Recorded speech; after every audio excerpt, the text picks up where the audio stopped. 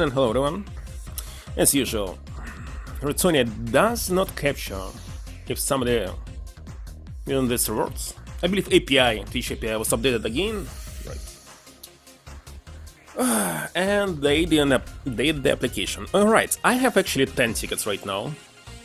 So tell me two numbers. I'll check.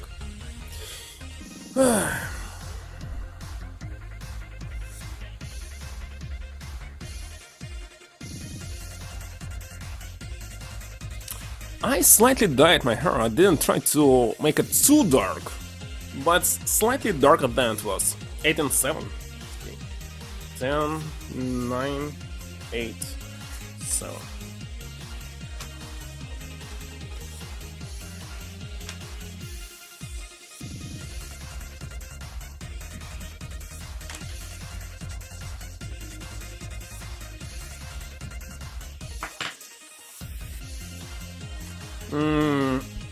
On this.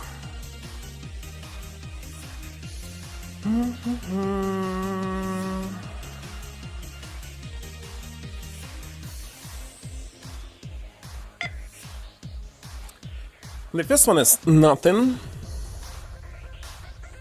Second, also nothing. Good luck next time.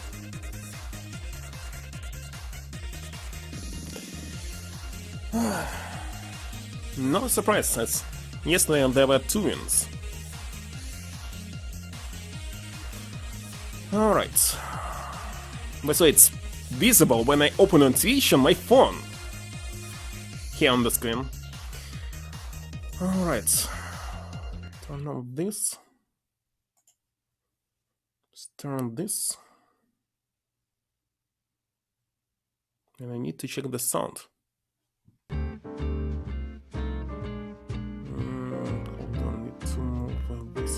To the right, and opposite to the left. Alright, checking the sound. This is test.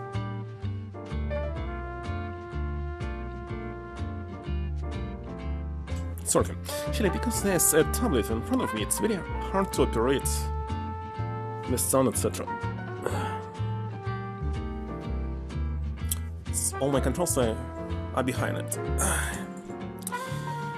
So I finally started the DLC yesterday, finally. It was the first stream actually.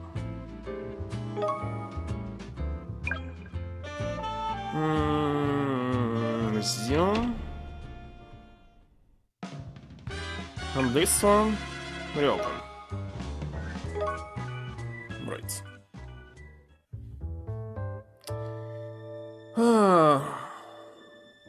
Wait a second. Why they have the left one? Chart. Okay. So they check right and left, but it's actually right and bottom. Alright, I was saying that Blaze when shot, when it all went dark. Do you recall where we concluded the shot was fired from? From where Stropin had been standing on stage, wasn't it? Yes, and to hit Blaze from that distance with a single shot in the dark would be impossible. But you know that's where she were done in from, don't you? So, you do. There's no disputing where the shot was fired from. But when the shot was fired, that's a detail about which we still have some room for maneuver. When I believe it was the first one, it's kinda obvious.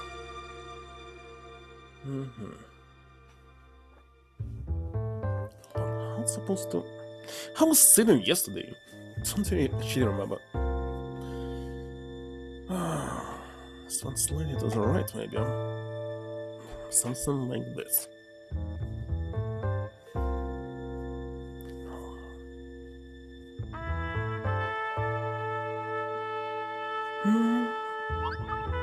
But I mean, when it were fired? I mean, if only it hadn't been pitch black, Blaze would have been an easy shot from that location. Do you see? So now, when do you think the shot was fired that killed Blaze? Before the performance began? During the performance? Because during.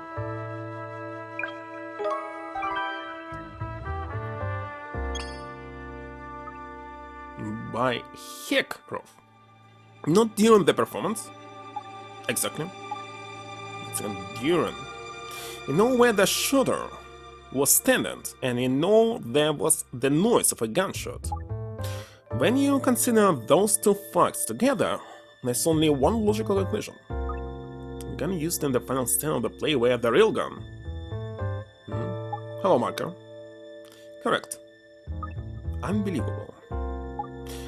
We can be almost certain that's the truth of the matter. But it's just a theory at this stage. We need to find some evidence that Blaze was actually shot while the performance was underway. Hey, Prof, I'm on it.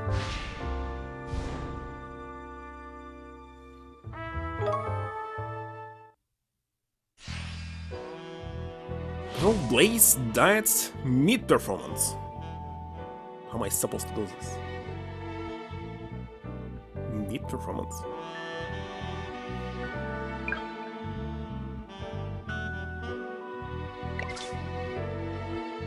Evidence that she died mid-performance?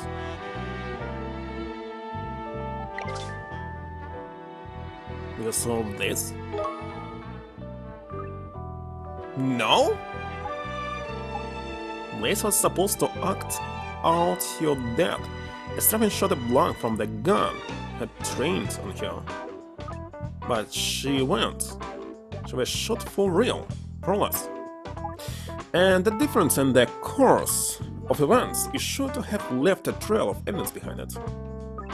And now we need hard evidence, right? Only the job done.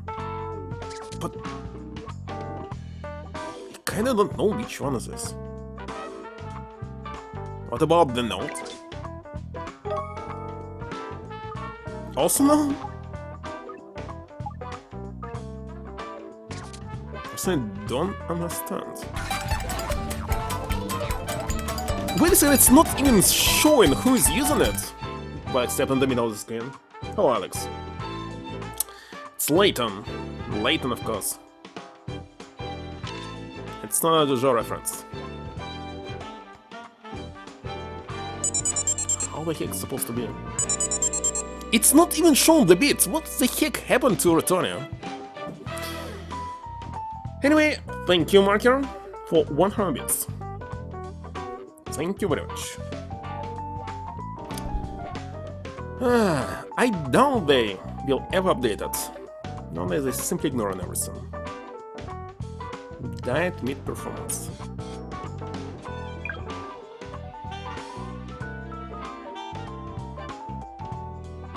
What should I select here? Well, the good thing, there's no penalty. So can simply select everything. And about stage position. Also not.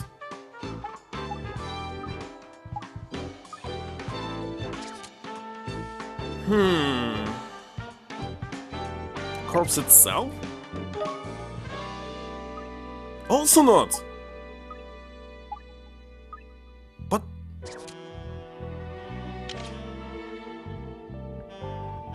okay, what about the gun itself? Also not. Okay, maybe it's something behind.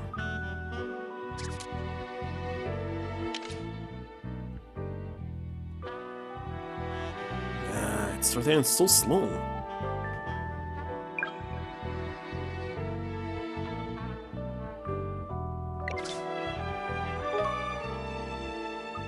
Also not.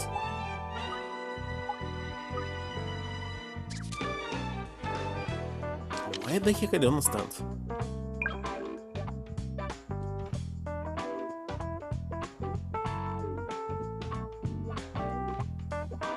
I see no connections.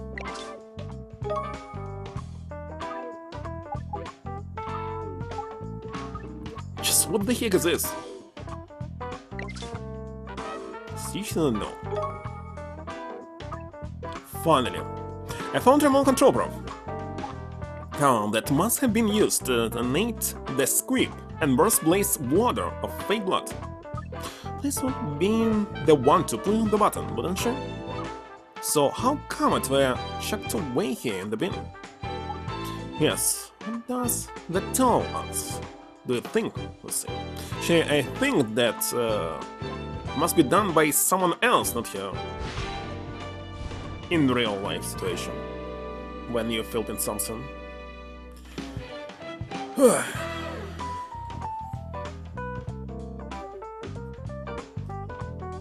How to keep her behind? I don't know. What does the remote control bin in the rubbish bin signify? Strapping threw it away. It was broken. It wasn't used. Strapping. No? Why would Strapping have thrown the remote away? To stop Blaze pressing the button, was it? That wouldn't have helped him in any way though, would it?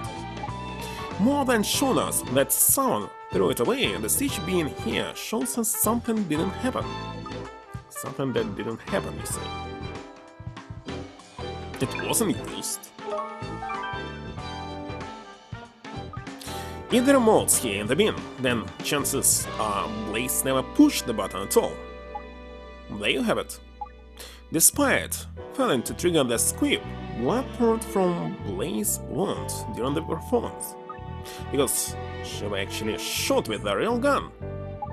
And we have the entire audience as witnesses. That's hard evidence then, isn't it, Prof? Yes, well done. Let's hand the remote over to forensics and have them confirm the button was never pressed. But how? It's a probe that's constantly in use, you cannot use just once. Go and ask them right this minute. Say you check it for fingerprints, for example,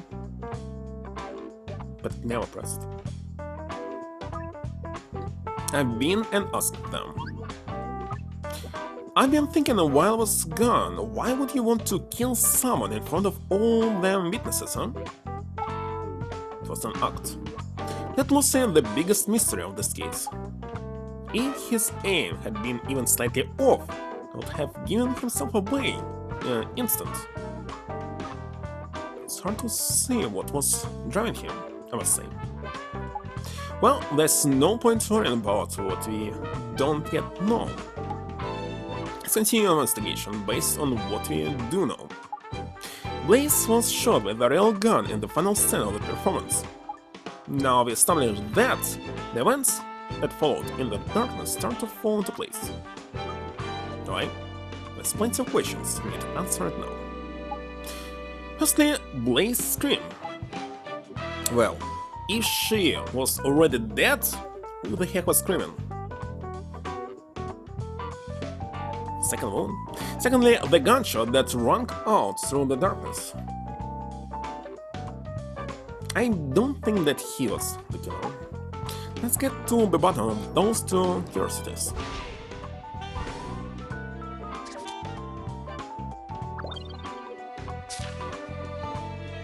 Shot in the dark. Let's get this straight. If Blaze were killed during the performance, what were the shots that everyone heard when the lights went out? My guess is that it was fired by Strapping as part of the whole deception. He definitely fired it, but guns were replaced. For sure. There's sure to be evidence on the scene somewhere that proves he fired a second shot.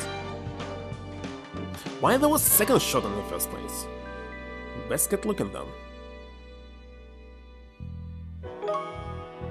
That is, if she was killed with the first shot, why the heck there was second?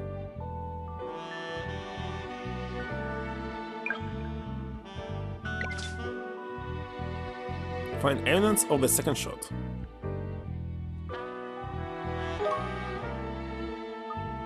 That's what he used. Strapping must use this replica gun, no?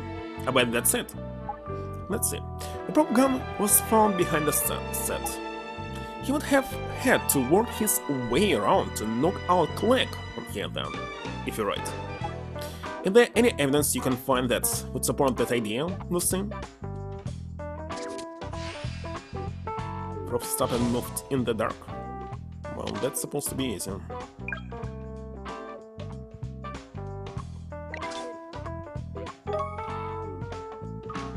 These oil stains are a bit telling, aren't they?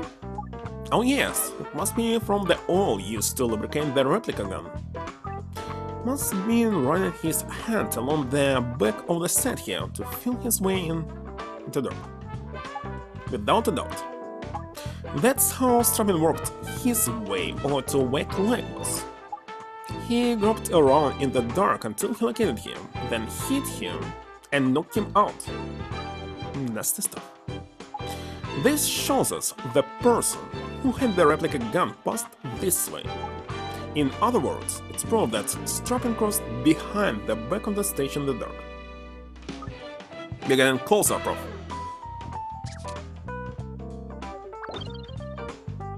Scream. So if Blaze were dead as a doornail already before it went dark, should have had a hard job screaming, huh? The most obvious explanation that it was someone else who screamed. So, Lucy, who do you think actually let out the scream in the darkness? Hyun?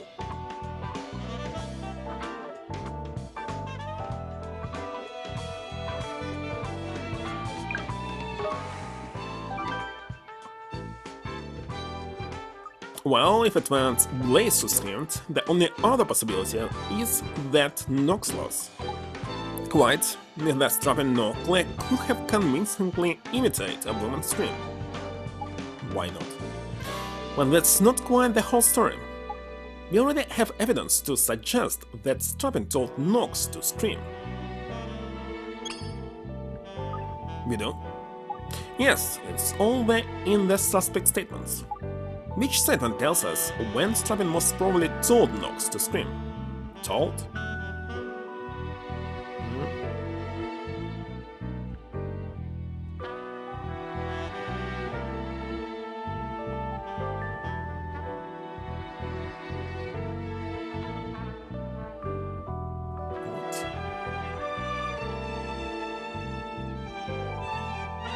Where the heck is this?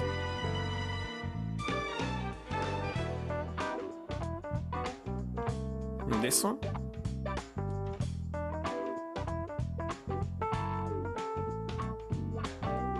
Maybe.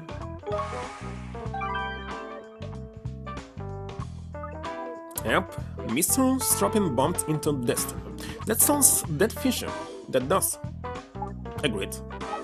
Knocking her over would have given him ample time to tell her what he wanted her to do. But so Nox was an accomplice, then? Not exactly. If she were really his accomplice, they would have plotted the whole thing together from the start. Why didn't they? It's a bit odd, isn't it? It seems there's yet more to this case than meets the eye.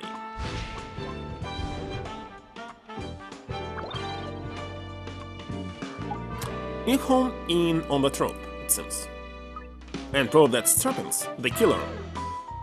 I see personally no proofs right now. Oh, then the phone. I'll get it. Based on how she's actually responding to this phone call. First time when she said,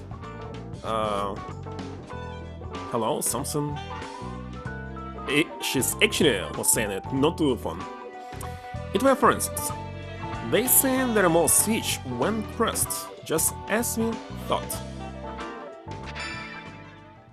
How can you identify this? That clinches it. Shall I call Strabin in? It's still something that's troubling me a little, but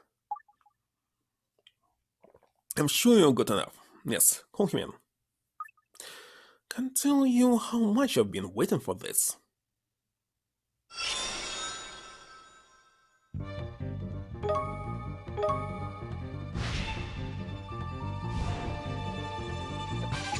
I wasn't expecting you'd want to see me quite so soon, Precious. Don't get the wrong idea, Mr. Strappen. Come now, don't be bashful. I like a woman who takes the bit between the teeth. What? What he insinuated with this? I'm telling you, this strictly business. Mr. Strappen, if I may, we have managed to identify the criminal responsible for murdering your fiancé. I knew it. Didn't I tell you it was someone from the audience, huh? Tell me the wretch's name. It's not him! Can I select? There's no one on the list. That's definitely incorrect, but okay. Well then, which member of the audience was it? Surely you don't intend to arrest the lot of them. It's not what you concluded, let's see. You can't have forgotten already. Oops, bro. Sorry, bro. Hey, him.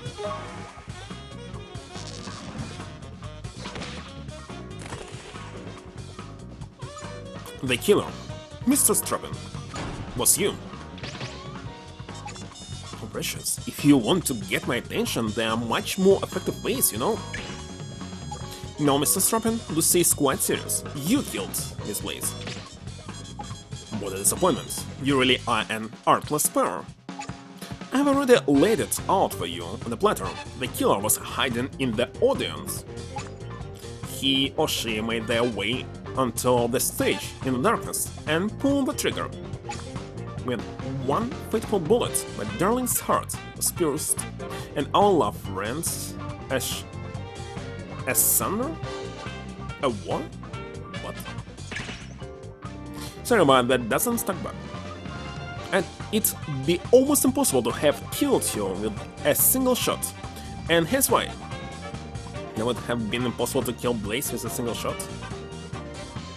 She put up a fight, the only weapon was a gun, the speech black on stage.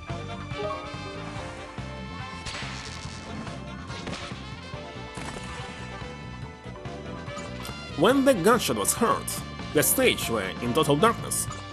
How could anyone have taken aim when they couldn't even see what to aim at? I don't know, for me it would be easier.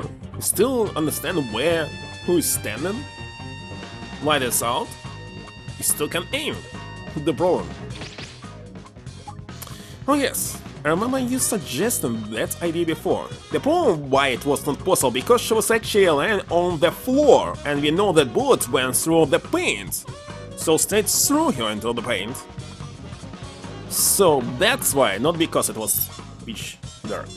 It's contradiction, what they say. You know, is it because of the translation or something? Now yes, I remember you suggesting that idea before. In which case, surely the accusation of my own guilt meets with a sticky end, no? On the contrary, it is precisely the fact that Miss Blaze was killed with a single bullet that incriminates you, Mr. Strappen. Quite sure I don't follow. An explanation, sir, if please. Why is Strappen the only possible culprit? Swearing gloves, was in the dressing room, shot the gun in the show.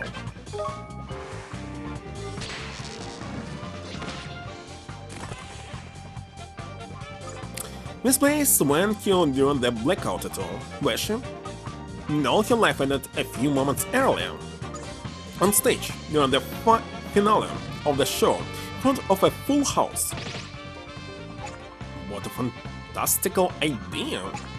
Your imagination is wasted on this job, Precious. Should hand in your notice and become a dramatist. Dramatist?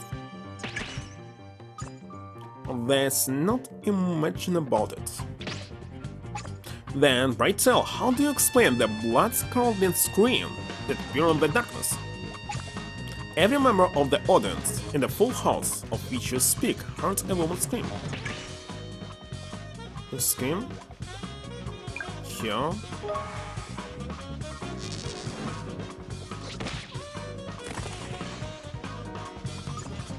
I'll be willing to bet it were Miss Nook that screamed. shot. You're clutching at straws now. Even actually they say that it was Gloria who screamed. Just because when the lights came back up, they saw Miss Blaze lying dead on stage. Faced with a scene like that, who wouldn't assume that when the last just screamed? And just before the lights went out, you bumped into Miss Knox. It's a miscorrect statement. That's when you told her you were going to need her to scream once you cut the lights. You quite didn't do that. This all utter fabrication. You're not deluded at all. You know it's the truth. Stop trying to deny it. I have absolutely no recollection of anything you're saying. The so-called evidence is all circumstantial. Do you actually have any conclusive proof at all? I haven't seen a shred of hard evidence. Oh, you got proof all right. How about this for starters? What irrefutable evidence proves that Strappen shot Blaze?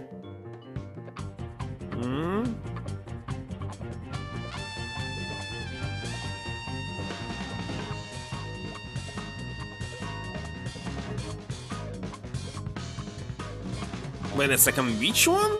Why the heck there's so many of them?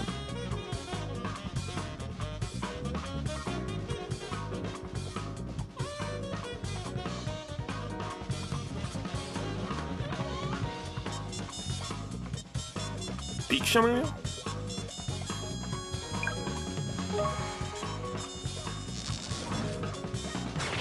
No?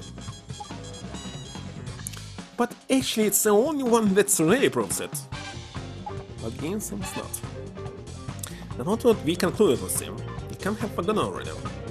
Sorry, bro. Forgotten already? Whatever your season. Remote siege.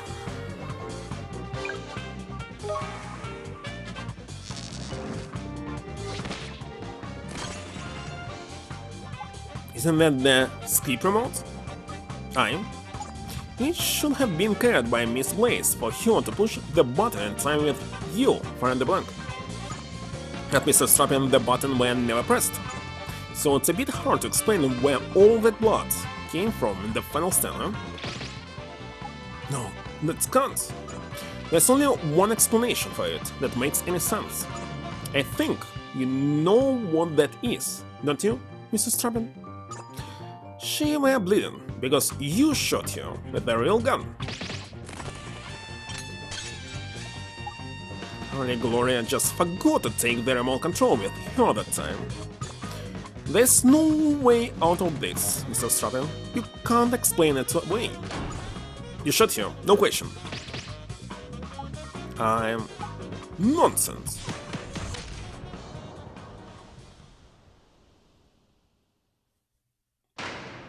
And I forgot to remove this bar at the bottom. To remove it I need to press the button 3 times. Now removed. It's no longer on the bottom of the screen. Encore. You what? You overwhelmed me before with your barrage of illogical claptrap. But now I recovered my points. I'm not guilty. I was framed. Click was behind the whole thing. Not much care for your constant ducking and diving, Mr. Strappen. I had no idea. When I pulled the trigger, I thought it was the replica gun. But oh, what cruel error! I only realized my mistake after the fatal deed was done. It was the recall that alerted me to the truth. And just about enough of your lies. Can't trick us anymore. Oh, but my dear Lucy, he's telling the truth now. Quickly, not again. Listen, the game is called Layton Brothers. His brother is... his second mind? Someone very carefully arranged for a real gun that looked exactly like the replica to be there on the stand.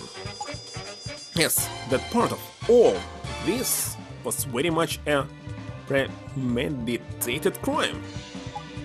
But everything that followed It wasn't driven by lust, nor by heartache, nor by insanity even. No, what followed was nothing more than an at-limited scramble to hide the truth. Come on, Prof. You're not saying there were someone else involved that switched the guns over? Oh yes, there was someone else involved, the mastermind behind this whole charade. Just the sort of killer like. You'd rather carried away in your solely lock. What? I even approximately don't understand how I'm supposed to pronounce this. So. Solely. Lo.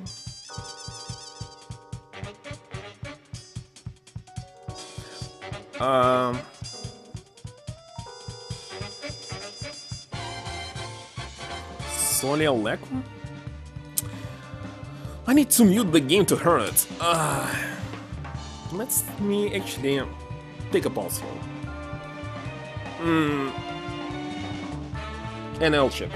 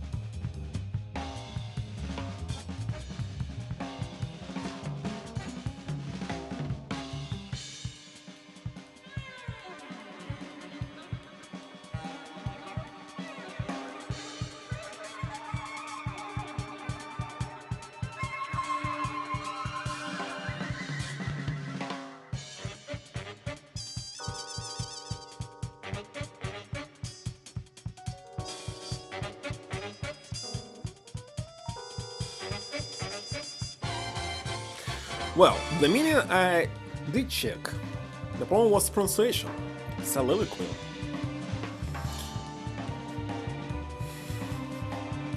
And seriously, why not to use the word monologue? Why the heck there's even a synonym?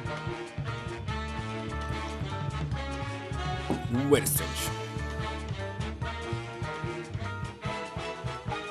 But despite your Razak race, Demoner, I believe you got to the truth, Inspector. In it, the root of all this evil is Clegg. He's the one who switched the guns. After all, the man was head over heels in love with Gloria. Bit of a funny way to show it, isn't it? Why then, you ask? Did he feel the need to kill Gloria in front of a theater full of onlookers? The answer, of course, is staring you all in the face. Enough of this high and mighty know-it-all attitude, huh? You're the guilty one, don't forget. Guilty one? On the contrary, I'm a victim in all this. Listen to you too, yapping like dogs.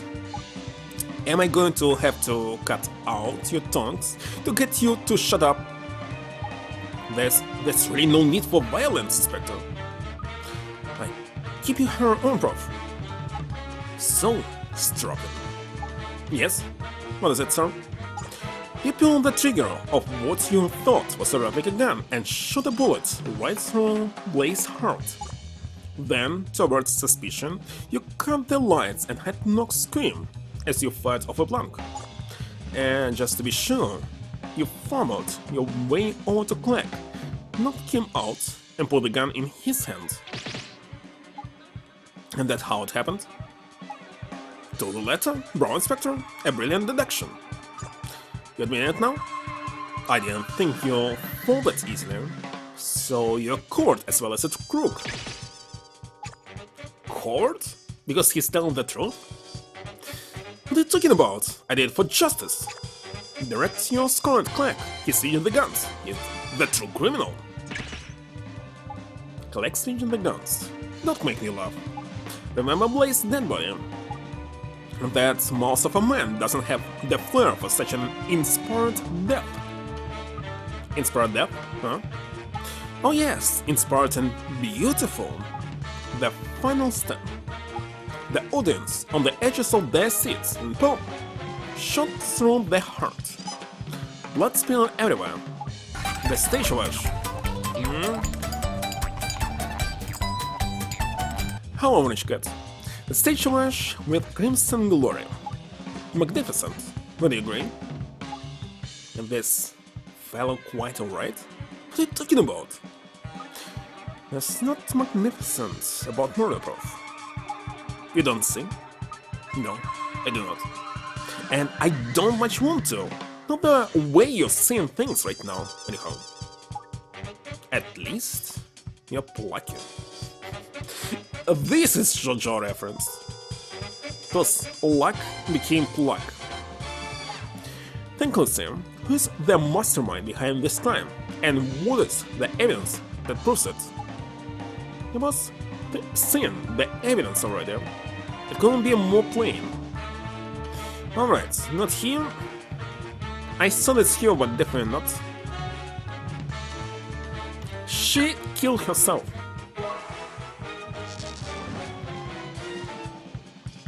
Which piece of evidence reveals the true mastermind? Oh my god. It's not enough to select. There must be evidence.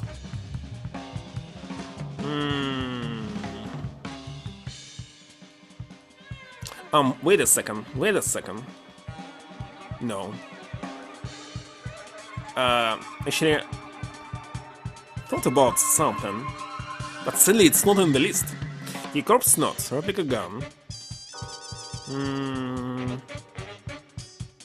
No. 5 unused bullets.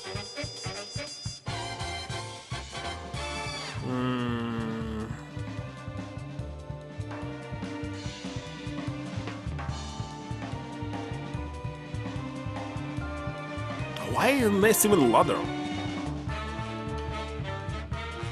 Remote switch? Looks like remote switch.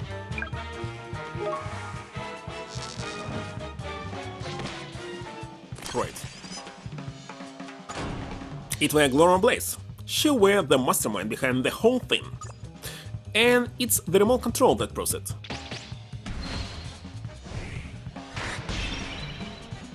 Done. Really lost the plot now, precious. Gloria's the victim of this terrible crime, not the perpetrator. Lucy's absolutely right. Thank goodness, you're back, Prof. Sorry if I alarmed you. Yes, the remote control we found discarded in the rubbish bin. Relief misplaced, threw it away on purpose. What a ludicrous suggestion. Why on earth would she do such a thing? Because Miss Blaze planned all of this right from the start. She was responsible for switching the guns. She knew she were going to be shot dead that day, so she had no use for the remote control. They just... I don't understand. Why would Gloria orchestrate your own murder? For goodness sake.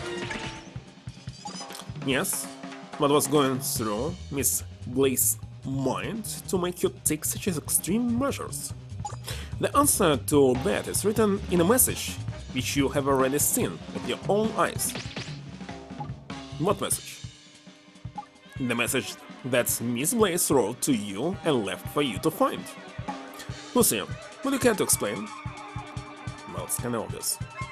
It's what I wanted to show in the first place.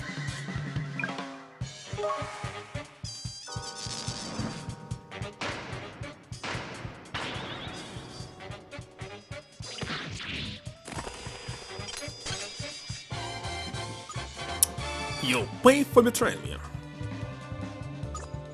That's what Miss Blaze wrote, and she meant the message for you. It's very strange.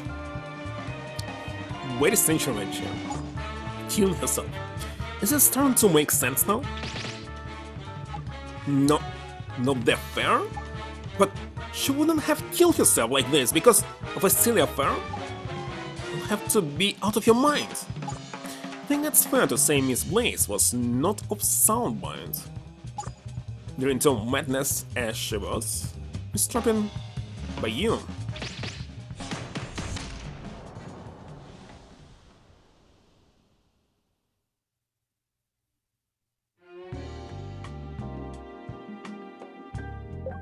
Oh, are you here?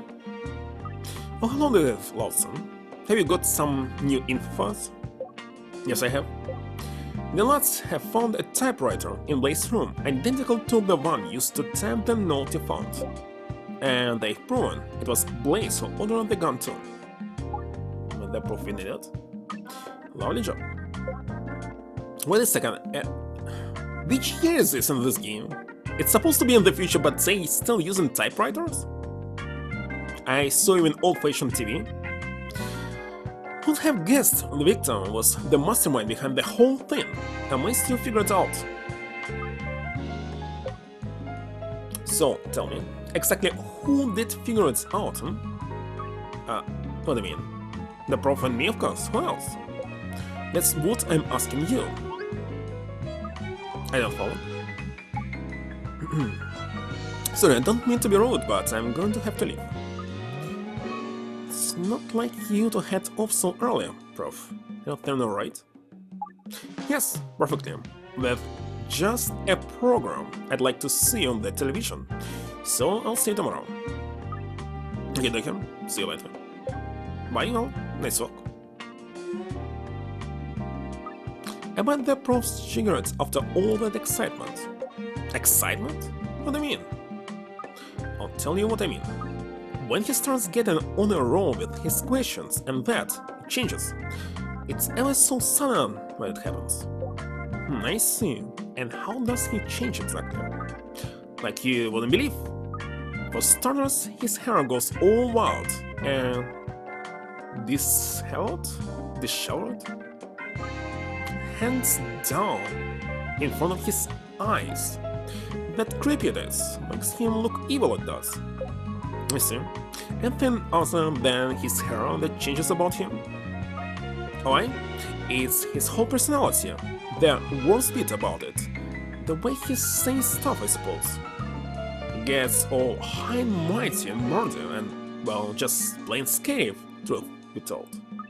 I mean, do you know what he said to me and the fellow that were here before when we were arguing? You know what? He said we were yapping like dogs and he'll have to cut out our tongues. And he were being serious. Can't blame the man for having a sense of humor. It went funny. He's so intense. I'm telling you, it's that frightening. Must be very difficult. Well, that dark side of his is starting to get up my nose, and this far away from a Lucy Lampin.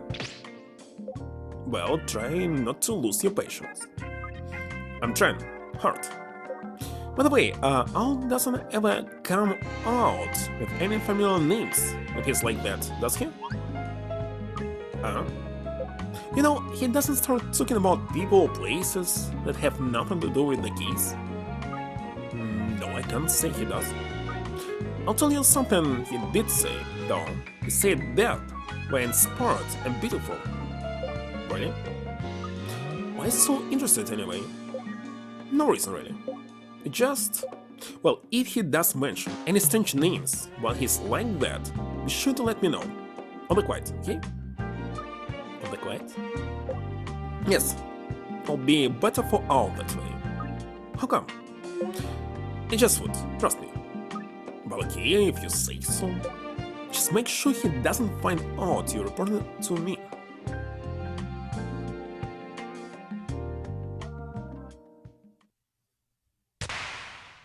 Done?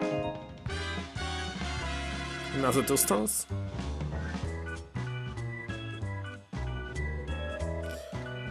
The Walking Corpse.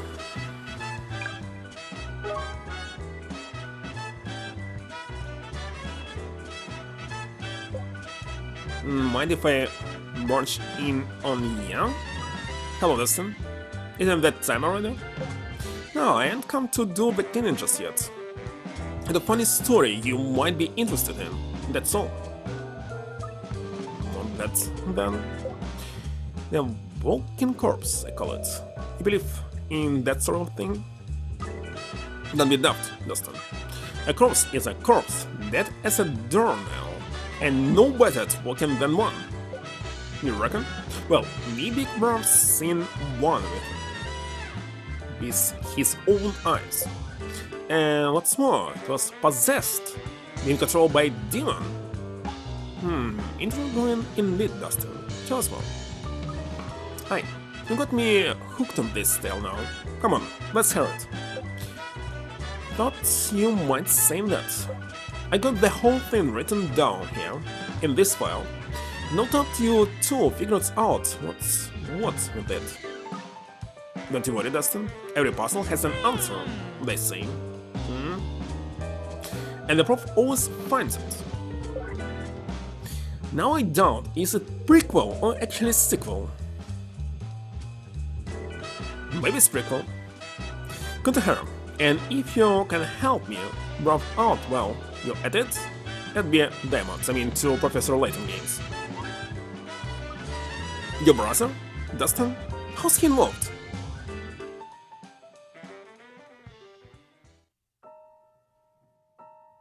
A fascinating case. That's how the prof described it, but fascinating when the words more like plain frightening. It were deep in the South American jungle, in a tiny cliff top, the victim were an archaeologist, he had an X planted in his brow. There were 4 suspects, well, 4 human ones and someone else. Nearby villagers were saying it were the work of a demon. But demons don't exist, I was sure of that. Once I'll finish working on this case, though, I'll be a bit wiser. Demons do exist.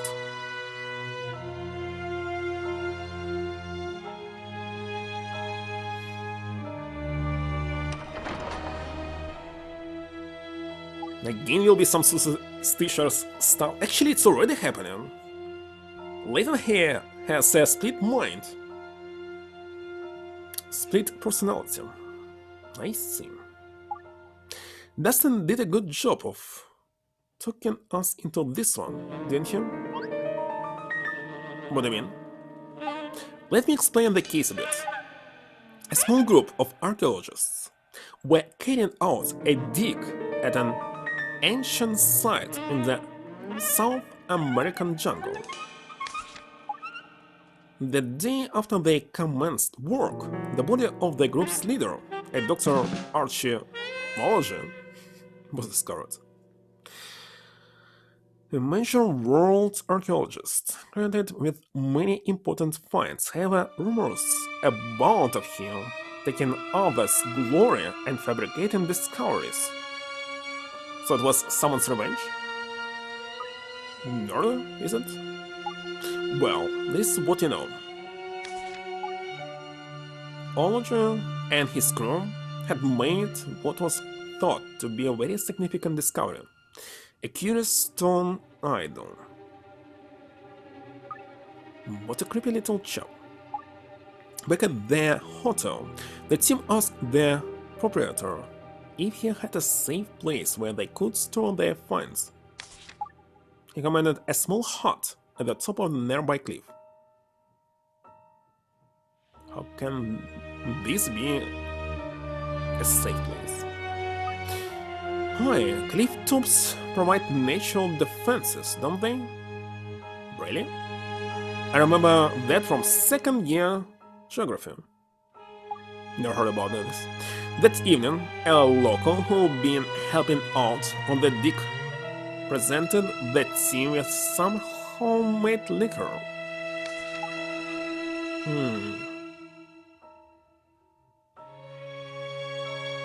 Keen to celebrate their great find, Olga and another member of the crew started drinking. It was the middle of the night that things started to go wrong. The phone rang at the front desk of the hotel with a call from the hut. It was Olga's on the line screaming, "It's a demon! It's going to kill me! Help!" The proprietor rushed over to the hut, but the door was locked. Apparently, it's a special lock that has only one key, which is impossible to duplicate. The proprietor, a man by the name of Tsukasa, had no choice but to break that door down. He must be a burly fellow then. Yes, but the scent that confronted him inside the hut would have made even the toughest of men wince. What were in there, Prof? Olga's dead body, with the axe that killed him still lodged in his skull. Nasty. An even more unbelievable turn of events followed. Olga's lifeless corpse got up and launched to attack. I must say that stories actually in this mobile game is much more interesting in latest games. Give over. There were two witnesses, despite the apparent impossibility of the incident. I got chills running down my spine now. The ensuing investigation revealed another interesting fact. That's really very close to Asatory, not Layton games. And no puzzles, just investigations. The stone idol the team had found on the deck had completely vanished from the scene. Apparently it was possessed by a demon. Come on, Prof. You don't really believe it were the work of a demon, do you? It's what was rumored to be the case among the locals in the area. Don't you think maybe we should leave well alone in this case, Prof? We can. The local police are detaining one of the archaeologists who was asleep outside the hut. There you go, you see? No demon. It were a human. I knew it. Well, that archaeologist is Dustin's brother. What? Oh, Dustin? Who dropped off all them papers before? Yes, Dustin, the cleaner. It looks like the only way to help his brother is to identify the true culprit. In that case, let's get stuck in. My thoughts exactly, so let's consider the possibilities. There are 4 suspects. Well, as you learned from the previous case, it can be someone else, not one of the suspects. The first, as you already said, is Dustin's brother, Doug Scores. Such student and 28? To become an archaeologist? What he was doing all his life? To be a student at 28? Well, you can be student at any age, but it's kind of too late, I believe. Though ambitious, he dislikes those who chase fame too eagerly. Dustin's brother. Dislikes? Chase fame? I don't know. I see no problem in pursuing some fame. Using the fame is different. On the nights of the murder, he and Olga were drinking together, alone. Fortunately, they got drunk and now scholars can't remember what happened. When Dustin Browser being more than a little suspicious of that. Well, listen, he's still a suspect. He can't rule out the possibility that he's guilty. The next suspect is the owner of the hotel, Mika Sasukasa. Casa means a hut? A home? The owner of the only hotel in the vicinity of the site where only archaeology was digging. Being so remote, the hotel makes little profit. Strong man, but timid. Usually, in this case, when the hotel is remote, it's actually placed here by government, so it's sponsored by the state. Alright, and the fellow that recommended they use the hut in the first place, huh?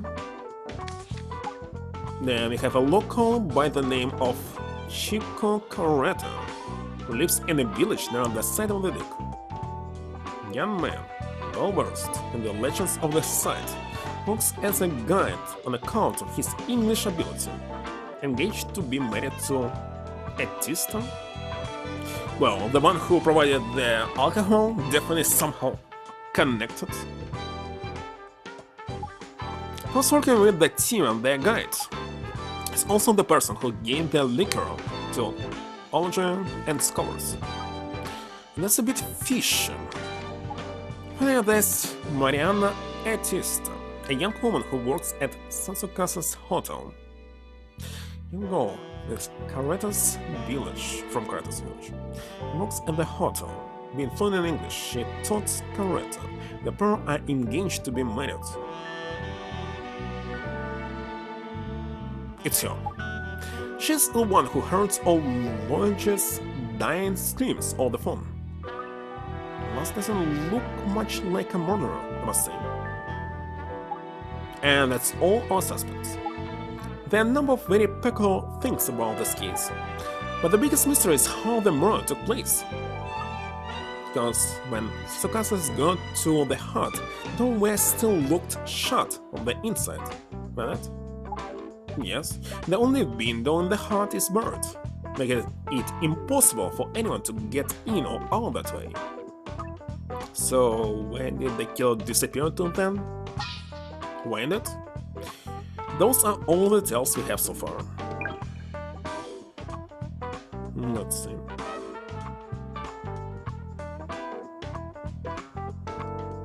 Chica brought us some liquor. It was great stuff. We called up to the hotel for glasses. Marina brought them to us. How do you know that it was great stuff if you didn't try it? For me, all alcohol is garbage. Drank too much that night and fell asleep. I disturbed when the copper woke me. I have no recollection of why I was outside the hut at all. Mania called me after 11 PM, and we went to the hut together. The door was locked. I'm right about this because Mariana tried it too.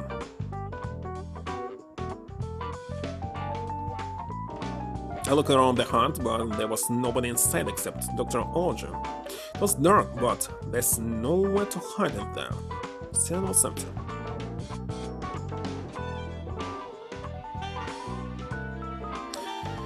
The Diablos at the site. The stone statue is one of them, trying to stop Senior Olga from taking it. Now the Diablo has killed him. Definitely it was him. I gave Senior Olga some of my people's liquor, as the last time I was in the hut. Went straight home to bed. And that is when Diablos come. Around 11 PM, Dr. Olga called on the intercom, basically screaming for help. The demon, he said. I doubt he'll ever say something like this. I was scared to go alone, so I called Mr. Sasukasa to come to the hut with me. The door was locked. Mr. Scores was asleep outside. I saw it as well. That body got up and lurched toward us. It knocked all the bottle on the table, so I knew it was not an illusion. And what happened next from this? So little information to go on. I'm sure you'll find it hard to guess who the culprit is. But still, what's your gut feeling in the scene? Always start with your gut feeling, not proof. Absolutely. Right, well, I can't say this case doesn't give me the willies, but I'll give it my best rush.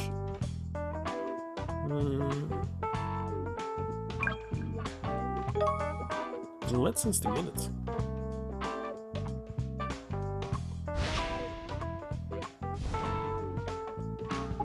Do you think you'll be able to look around enough in 5 minutes?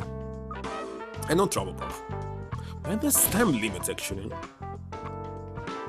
Because I'm just spinning it on spinning around. What is this? So there were some strings attached to him? There's a notch in one of the beams. Supports the heart roof. It's newly created, partly by a thin wire, a cord of some kind.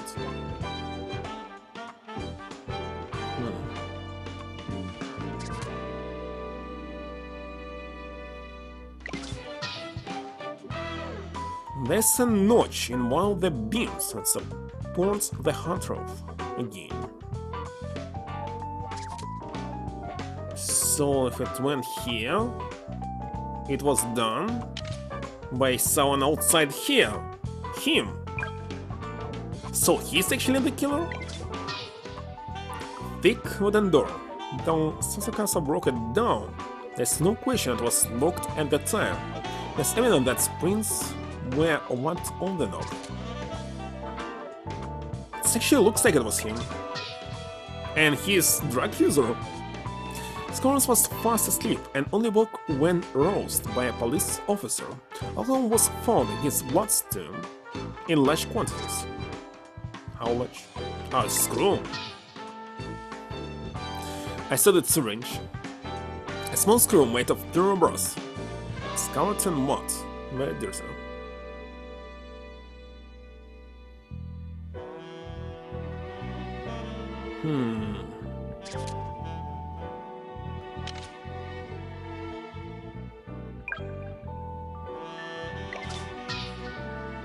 Used by holding staff to chop firewoods, logs are piled up alongside. And that's all? Will I see mud here?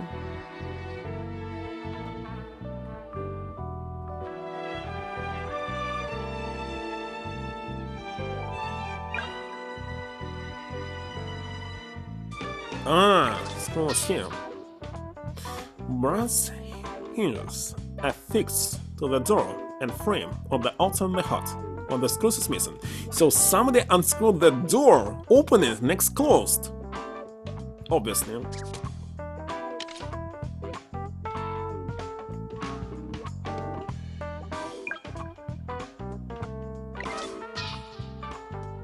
Some signs once used at the hotel now being stored in the hut.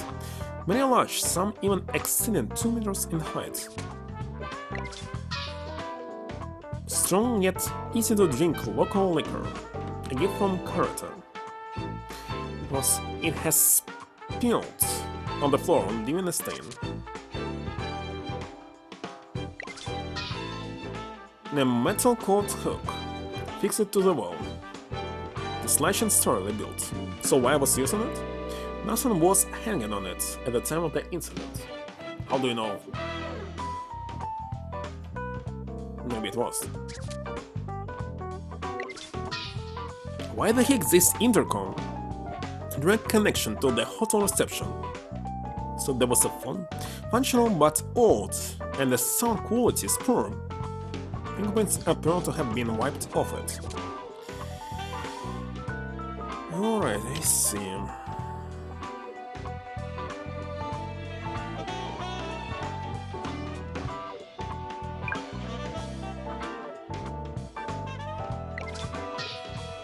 Angling equipment designed for catching very large fish.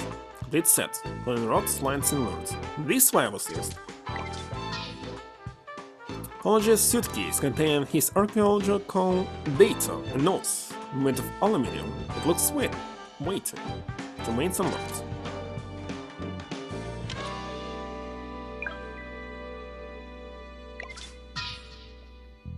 Curtain iron bars that make entry or exit through the window impossible.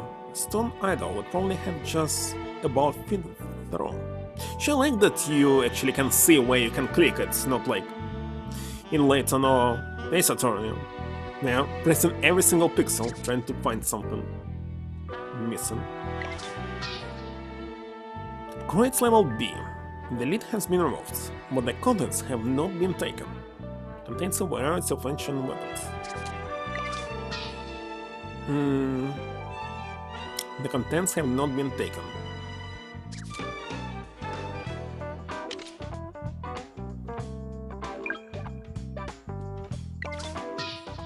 The lid has been removed and the contents taken.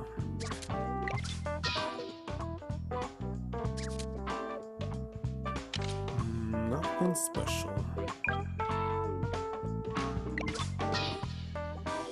A plain table with 2 glasses on it.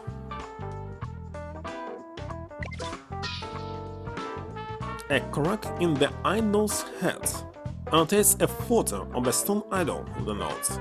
Watches, scores, and characters' fingerprints are on it. Open this page that reads Stone Idol Crate C. C. The only one that was opened.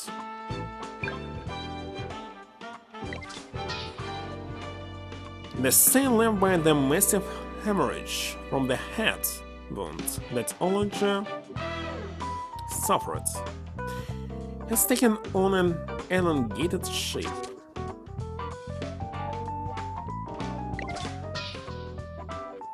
Constructed in a special way that makes duplication impossible, is the only key to the heart is found in the victim's pockets. Ology's dead body, with the axe still lodged in his skull, could have died instantly and no other injuries are evident. The jacket collar is ripped.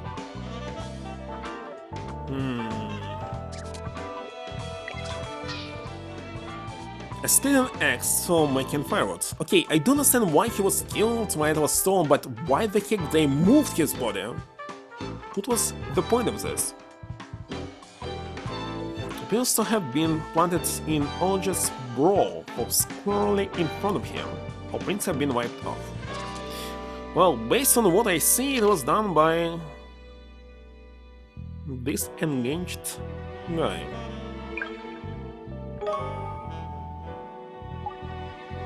Whose behaviors do you find most suspicious then, Lucy? His? Well, as far as I can make out, the killer must have been... That's correct a lot. Very good, Lucy. We're in complete agreement, funny. I knew we were on to the right fellow. Yes, let's see him.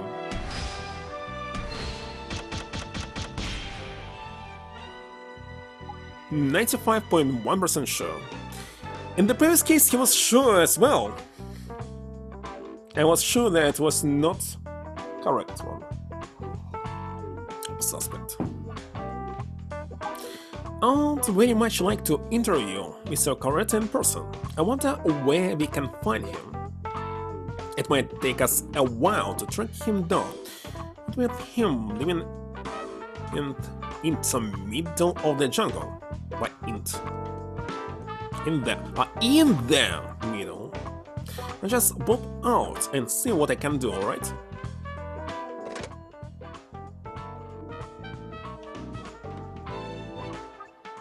Hey bro, we are that lucky. Because right here in town, just so happens he's over doing a spot of sightseeing. Kinda convenient, but still, let's not waste the chance to call him then. Already done? He's on his way right now. He's such an idiot that even came here, but he was hiding from the police at America.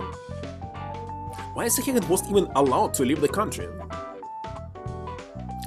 Good, then let's quickly go over what we know about the man before he arrives. she know all this? Well, he's an expert on an ancient site and speaks some English, so he were a good choice as the guide.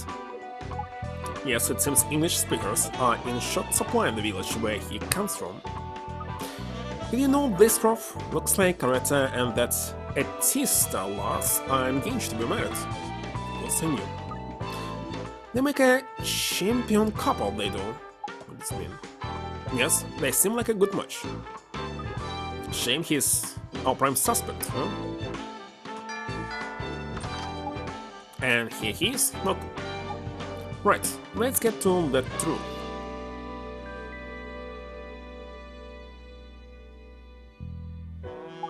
Hello, you must be Mr. Chico Caretta, are you? Hello, you call me Chico. I'm Alfendir Layton. I'm an analytical investigator. Feel free to call me Al, if that's easier for you. And I'm Lucy. I'm the prof assistant. It's nice to meet you, Al and Lucy. So, I heard you've come on to do some sightseeing. Mariana, she tell it to me that I come here. It's very nice. Well, we are very sorry to call you in like this and mess up your holiday. It's no problem. He has this mask. What's with the mask? It's my happy face.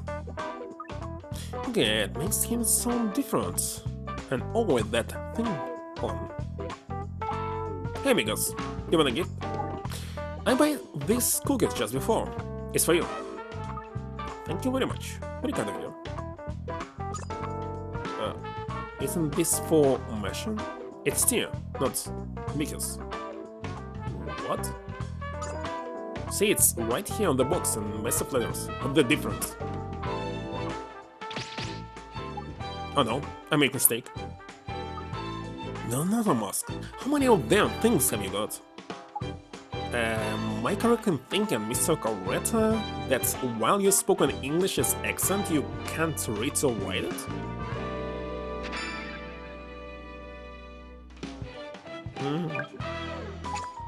I speak. It's good, no? I understand you. You understand me, see? It's wonderful. There's not to get excited about. So let's get down to business, shall we? For me, it was the opposite. I was able to read in English. But speaking it? It's because I was playing PlayStation 1 games that were poorly translated or completely in English, and there was no voice acting in them, because most of them were RPGs. It's also PlayStation 2, and for PlayStation 2 I was playing only in English, because translation were terrible. Instigating the murder of Dr. Archaeology, as I'm sure you are. Would very much appreciate your assistance in the matter, Mr. Caretta. Would you be willing to help? See, I help you matches. Excellent. So let's start by examining the corpse and the moral weapon, shall we? I am their working corpse. That's the real mystery here. And there's the hard door to consider, of course. Somehow the victim was killed in a room locked from within. It's not the work of humans, it's the work of the Diablo. Keep your scary ideas to yourself, please, Mr. Caretta. A fascinating theory. Come on, Prof. Right, well then, let's start our investigation of the scene.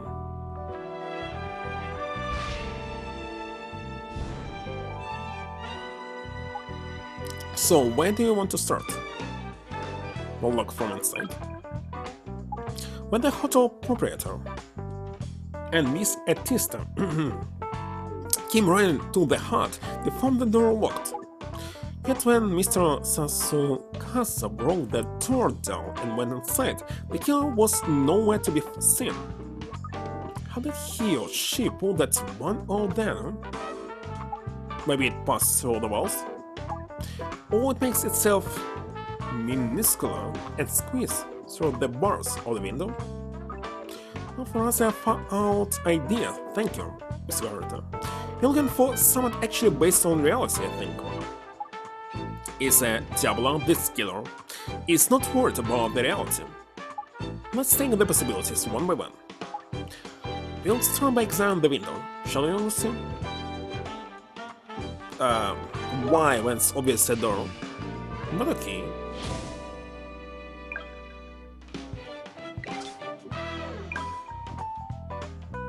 There's just the one window in the hut, but with these iron bars on it. No, there's no way someone could have got through there.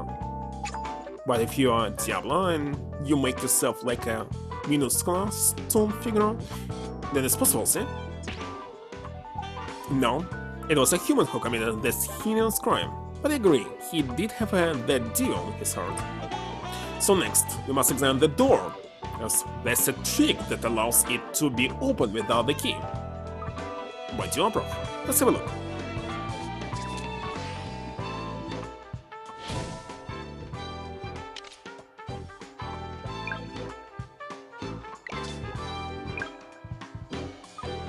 It's a tough-looking door, this.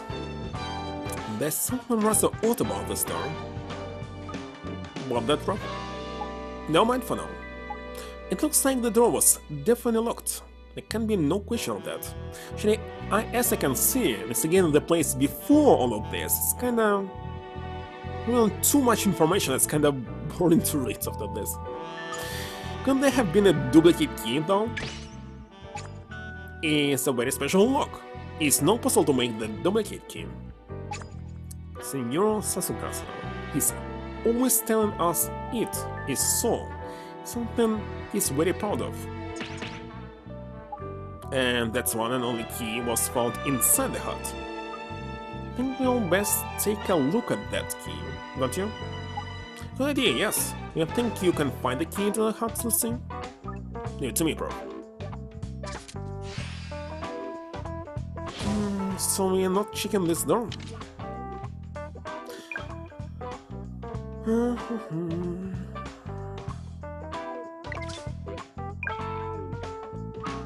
Oh, here, bro. I found it. The key to the hut.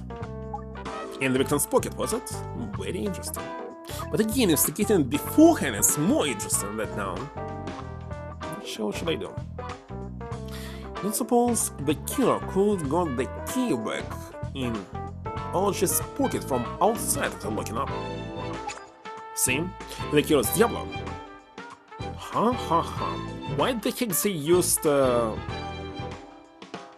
Latin American language? Can be Spanish or the other one. Supposed to be Spanish. What's up, bro? Portuguese. Something that caught my eye when we examined the door before. There's something peculiar about it. Peculiar? What? There's something about the hut door that's quite different from other doors. See if you can spot it.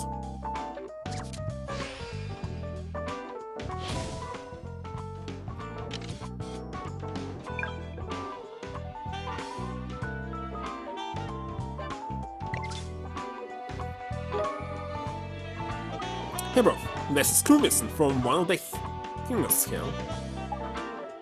You handle the door or handle the door? Here. And that's not the only peculiarity. The hinges themselves are unusual. That's what's been making it stand out for me. Really? What's funny about them?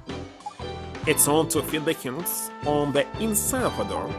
Think about a normal house. In the hinges were fitted on the outside. It caused problems, wouldn't it? You can see why, presumably.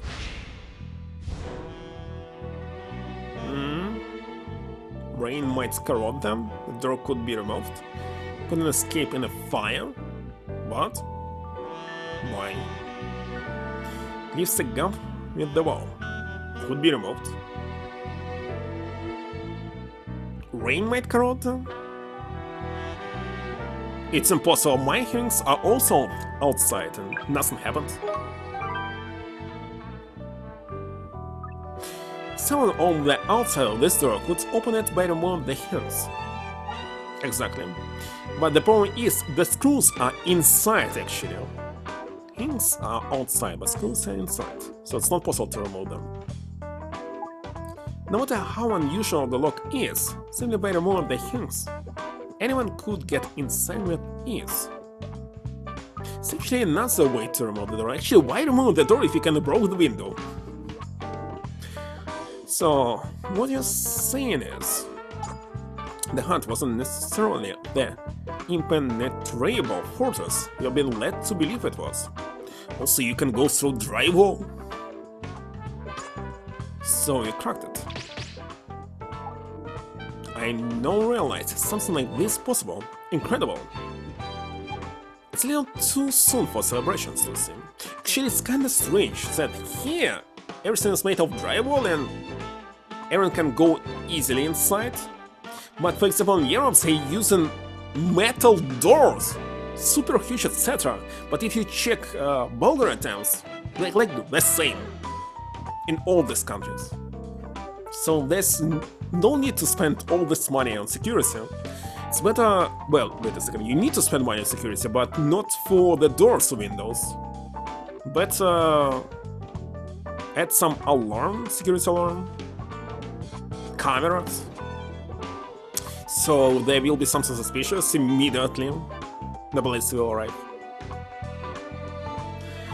Definitely will be better than any lock. It's a little too soon for celebrations, listen. We need some evidence that the door really was removed in that way. Look for the missing stool. That will likely tell us something. No problem, Prof.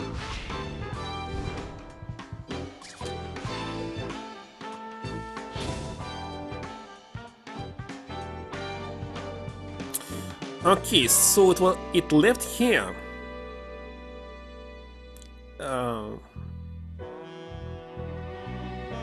Obviously to frame though.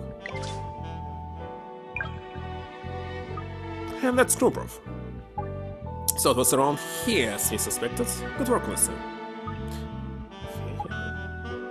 But that's rather more creamy than expected, perhaps. Perhaps what? Never mind. Let's have forensics check it out for us. I'll get it over to them straight away. Good. We'll continue investigating the scene while we await the results.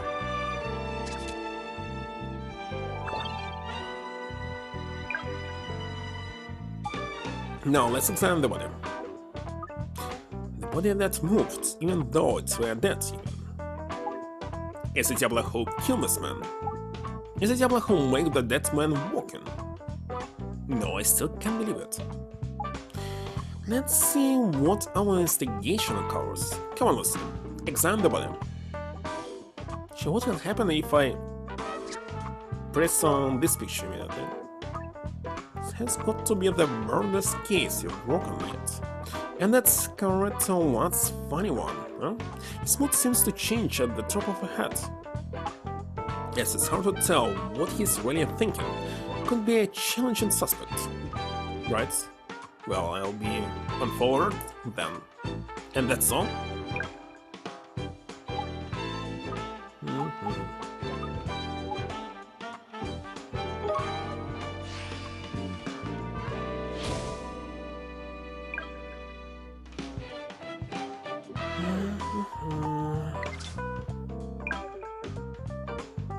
Well, this is it. The walking corpse. Yes, a grim sight. The axe still lodged in his skull, and rather deeply at that. Is that very quick? This way, no? See, I think so. It's no weapon matter, Mr. Carter. The question is, did the corpse really move or not? Is there any evidence to suggest that it did?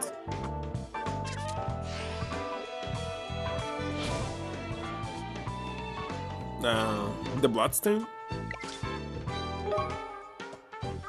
Well, there's bloodstain here. Look, it's like the body were dragged across the floor, or dragged itself.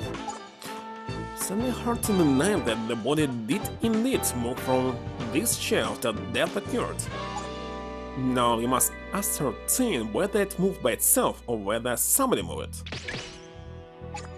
If the Diablo who moved the dead senior is punishment of the gods. Moving dead body is punishment? Dead folk can't move about. That'd be too frightening to contemplate. There's no point while speculating about what happened. Let's simply continue investigations.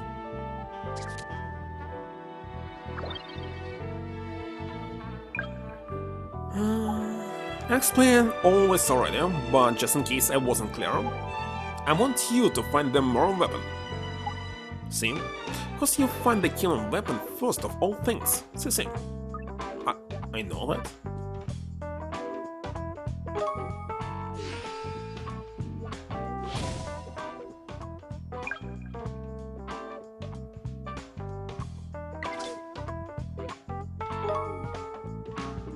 Well, it's this X here. That's your moral weapon. It's very easy to see, no? And it's, after all, it's still lodged in the man's skull. But alright, pardon me for stating the obvious. You know, I've seen this X before somewhere. See, somewhere near the hut. Yes, the killer picked up the X from nearby. See if you can figure it out where it might have come from, Lucy.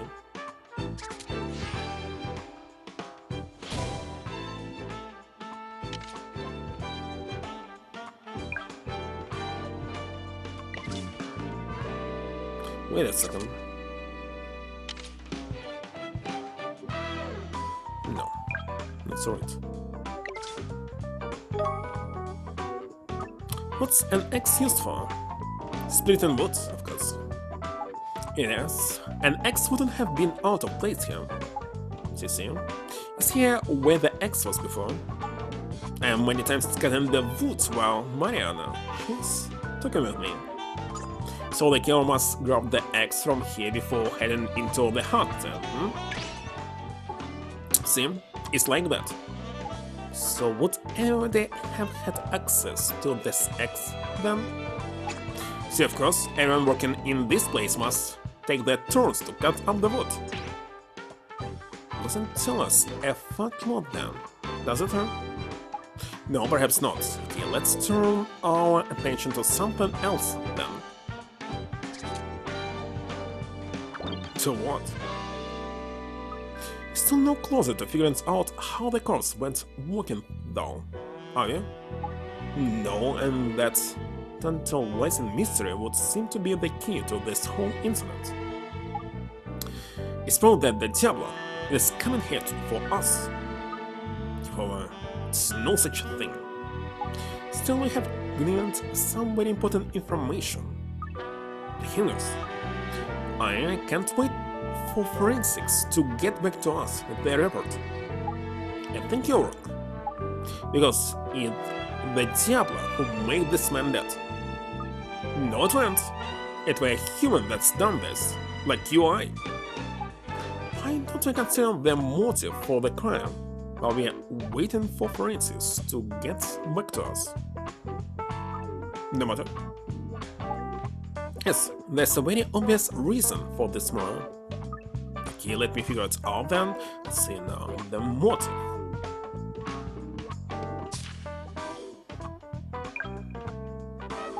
There was a reason why Ologia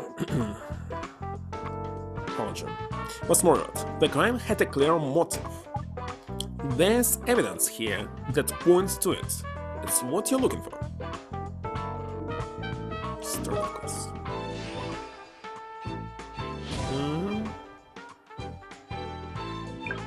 Should I select this crate? This crate here is empty.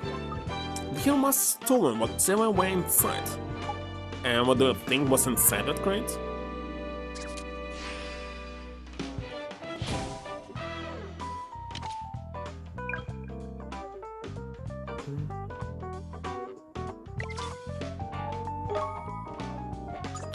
It were the stone idol in there. That's what were in the crate.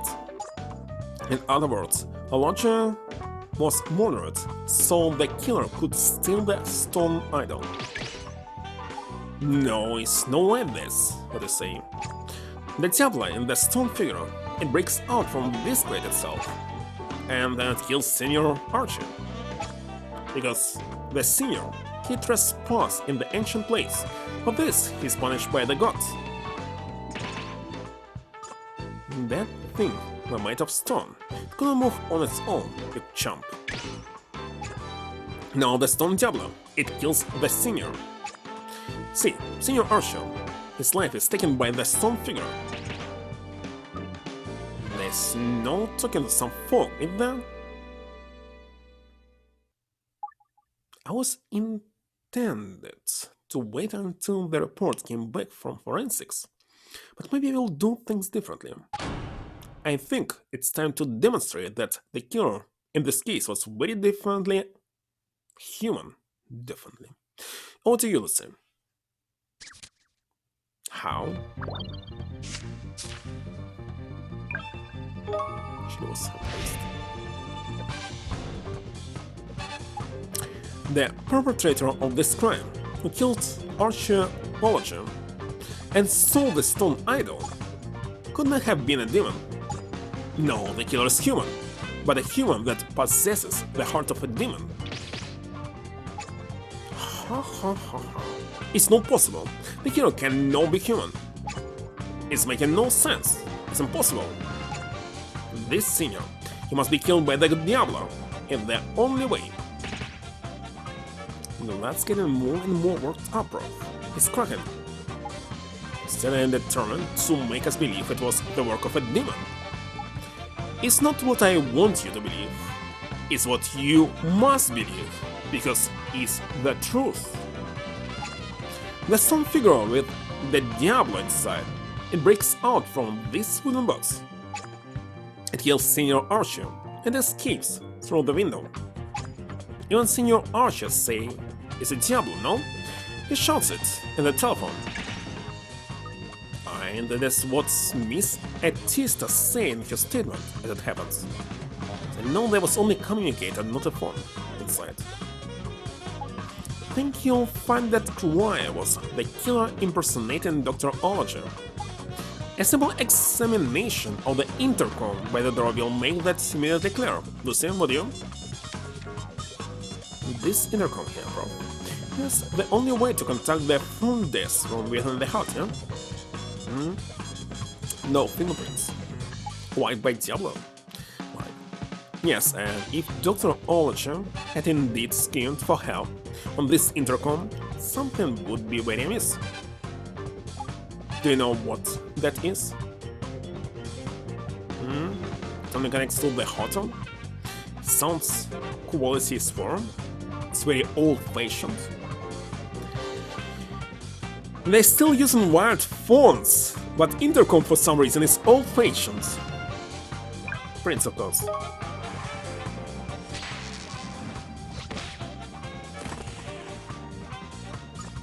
It's called the fingerprints have been wiped off, isn't it? Olager would hardly have wiped off his own prints. He were in the middle of being attacked by a demon. And surely no demon would be concerned with wiping its victim's fingerprints away. I see nothing. No, it's pretty plain to see. The scream down the intercom where the killer impersonating Dr. Olager. However, it was knew he wouldn't be found out on account of the poor sound quality.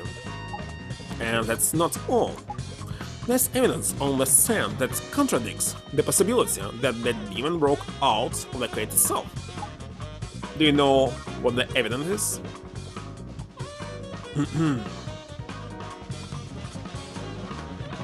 Three crates were opened? They were opened? Oh yeah, because he cannot read. The two glasses on the table, the window is marked. Scholars was asleep outside. 3.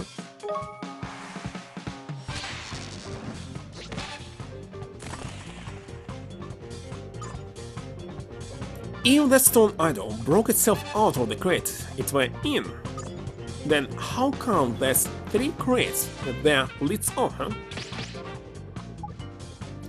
It's because... See, because the force is so much. I don't think so. I think the killer didn't know what was inside each crate. So, he opened the crates one by one until he located the stone idol. Wait a second, from the very beginning, it was very obvious who actually killed him. But I noticed it only now. Very clever though. Maybe the tablet is making a person do these things for it. Just don't let this Diablo thing go, will you? Humans like that of which you speak do not exist. What do exist are humans with demons in their hearts. Who has the demonic heart in this case, Lucy? Why don't you enlighten us?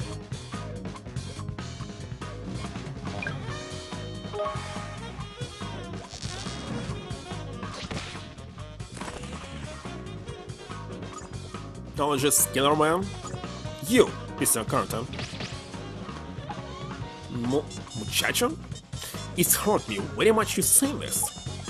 If it's true, and someone is taking the stone figure, why you think it's me? You have something evidence that I am killer. Send me video. Along with one other piece of evidence, that 3 open crates heavily implicate you in this crime. Now that's additional evidence. The truth is blindly obvious. Is it? Let me give you a hint. It has to do with the discounts that you brought us as a gift, Mr. Carter.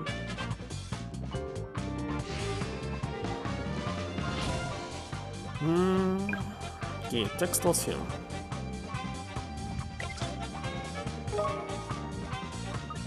Each crate contains the stone idol were written plain as they on the open page of this notebook. And despite that, the killer opened 3 of them before he got to that crate of them with the idol in.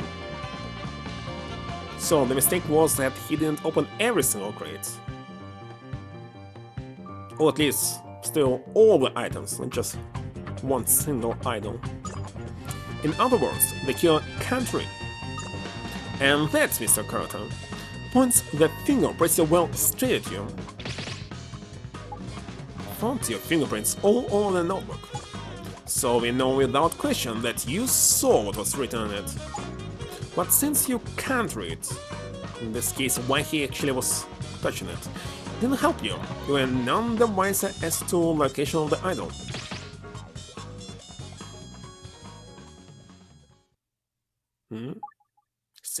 See, it's true.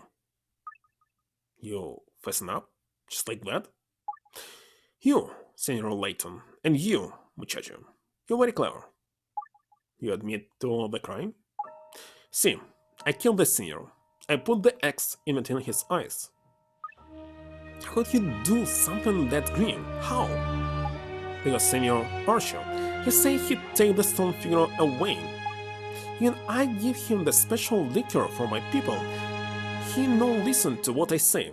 How special liquor can actually help. And then, when I know what to do, I heard the voice. The voice? See, the voice of the Diablo. Here we go again. I give you my power. Kill the one who trespass in my temple, it's saying. It was his girlfriend? So I do what the voice tell me. I leave the door on the hut locked, and I pass through the walls to no be there no more. In the power of the Diablo in me. If I can pass through walls, it just doesn't happen. See, and the way that senior he moved, and the Diablo as well. Big Senor Sasuke, he ran away shaking and screaming like a muchacho. It's very funny. What? What you describe is impossible. No, it's not possible to explain these things if you don't believe in this Diablo. I guess you're taking the door off its hinges and hinges in the telephone for you. But it will be forensics.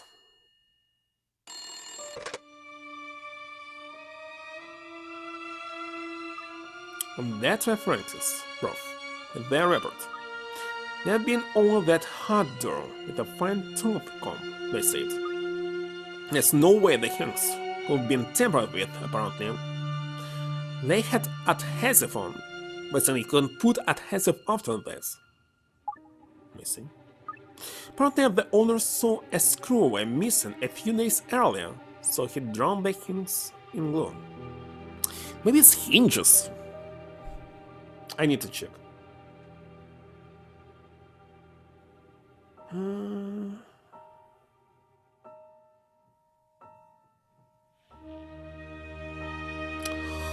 Well, that's not trusted. Hold on.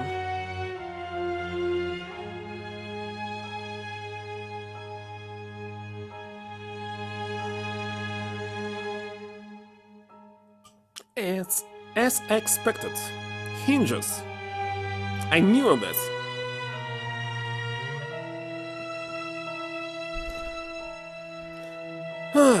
In glue. Mr. Sasukasa's given a statement to that effort now. So does it mean it can't have been Mr. Carter that done it then? See? So it's okay if I leave now? Don't want to check these files. No, of course not. Even if someone told you you're the killer, still you'll see the Buckingham Palace. And I have to buy some gifts for Mariana and everyone in my village. But it's a key that you heard some voices in your head and killed somebody? Wonderful.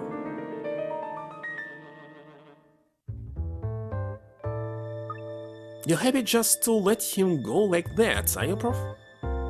That's fine. You'll have a man with him.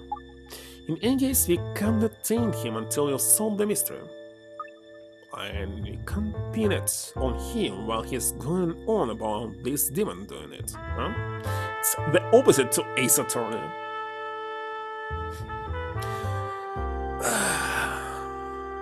Because usually they put in detain people.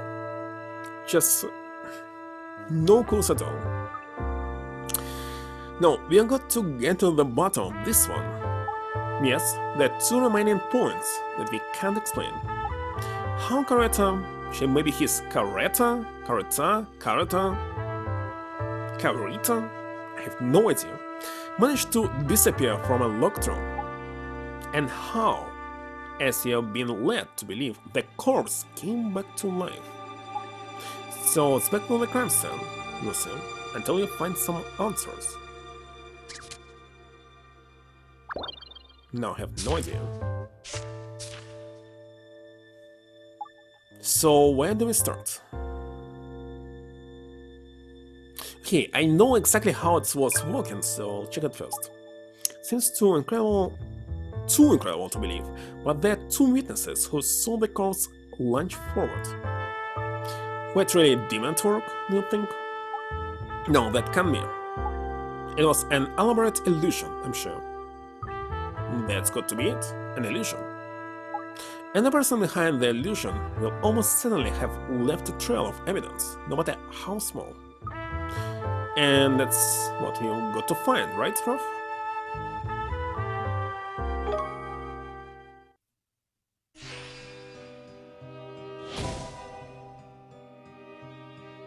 So, what should I check first?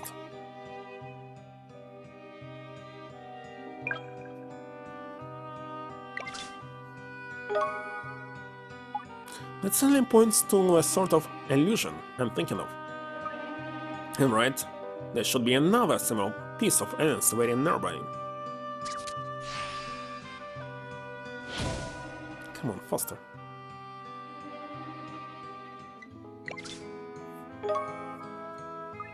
Hey Prof, what do you make of these nicks on the beams up here and the rafters? They look like they were made by a thin rope or wire of some sort. Yes, very suspicious. Aren't they just? What do you think caused notches like this, then, Lucy? The fission lore? Actually, need to check everything so it will be added here, right? Maybe not. It's where the fission line rubbing on the beam that made the notches. I come to the same conclusion. Somebody thread the line over the beams and then pull them with considerable force. And there must be something heavy on the other end of the line to counteract the force of the pull. Of course, we all know what that was, don't you, Lucy? But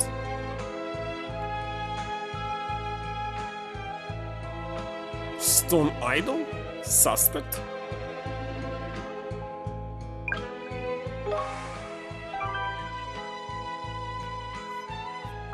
Well, it were the body tied to the end of the line, why not?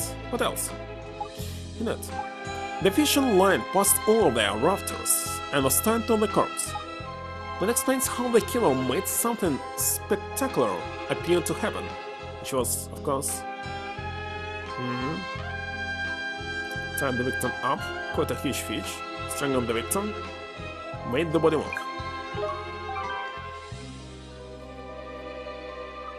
By tying the fishing line to Olog's dead body and giving it a good tug at just the right time, he made it look like the fellow moved even though he were dead. But how?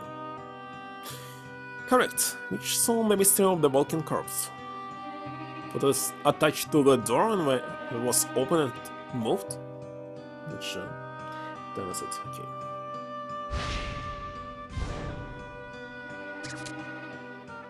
This explains nothing.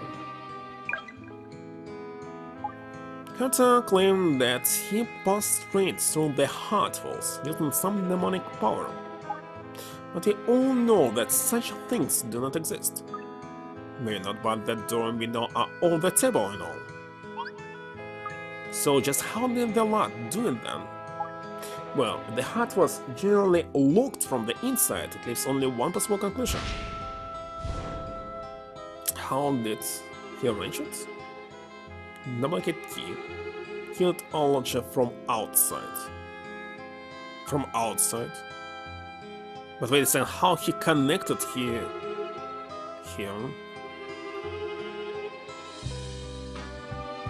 Killed Olog outside first? Inside the hut? Kinda possible. But maybe from outside? Wrong. So he was inside the hut. How about this, then? He looked the axe in through the window and killed Olog from outside the hut. It's fantastic theory, Lucy, but I don't think so. What's wrong with it, then? Remember, the hut is on the edge of a cliff. There's a sure drop outside the window. It would have been all but impossible to throw the axe with enough force and accuracy without a firm footing. It's also right. You'll have to come up with some other explanation then, huh? Okay, inside.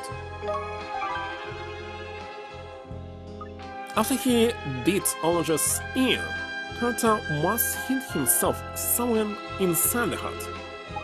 Very good, Lucy. I've come to the exact same conclusion. And that must be it. But where could he have hidden in such a tiny place as that? And the signs? Not a key question though. Perhaps we can identify some traces of evidence that show where Carter was hiding. Do you think?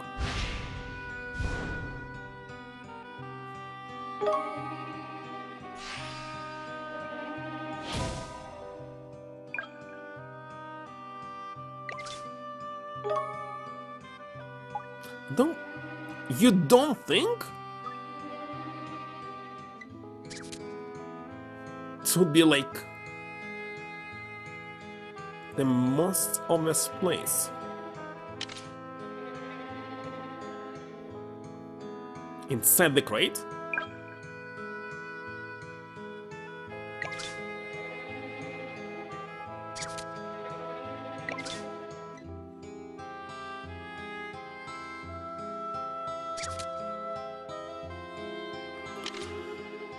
Oh my god.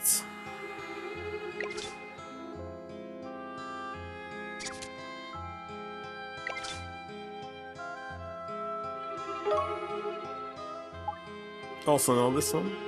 Wait a second, what can it be?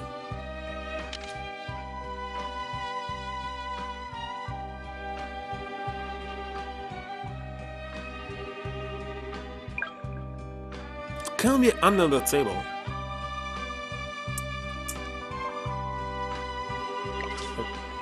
This can be something. This mark on the floor, I needed to find the mark so it's actually a science. A bit of an odd shape. I suppose it's related to where character hit himself, huh? It's an unusual shape, you're right. Looks like something must have been in the way of whatever spilled. So let's try to think what might have made the spillage take this kind of shape.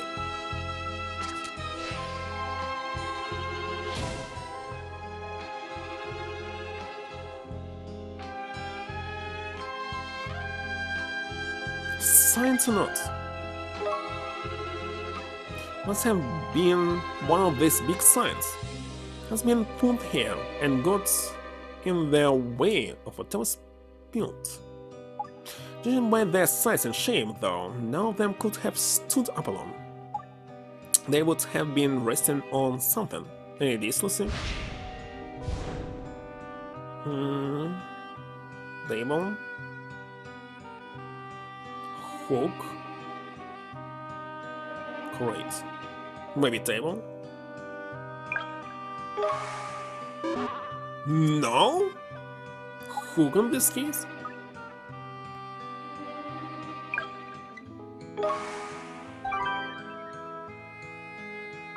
The sign must be resting on the coat hook. In that position, it would be in the way of the liquor that's spilled, making the stain take that specular shape. And such a large sign would be perfectly big enough to hide a person from view. So that went in the hut whole time? Where in the hut? Hiding behind the sign? Let's have a think about when the liquor could have been spilled before he drew any conclusions. We drew.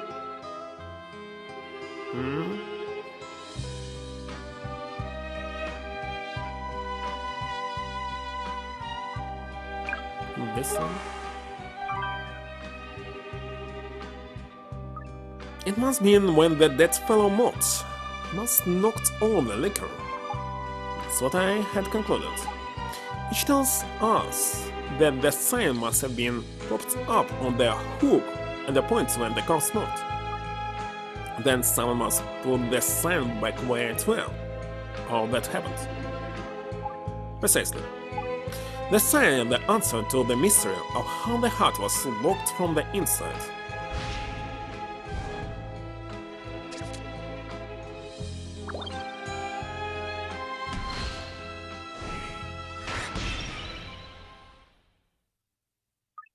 Now you explain how the door was locked from the inside and how the body moved when it were dead. Yes, and character admitted himself that he killed Ology. There's no way he can talk his way out of it now. So it looks like we have solved this one without you getting all, worked up. Yes. Well, that's a bonus. Bogus. Right, time to get character back then,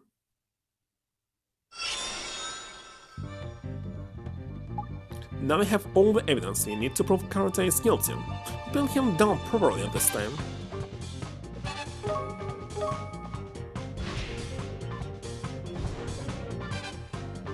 So, how was your excursion to Buckingham Palace?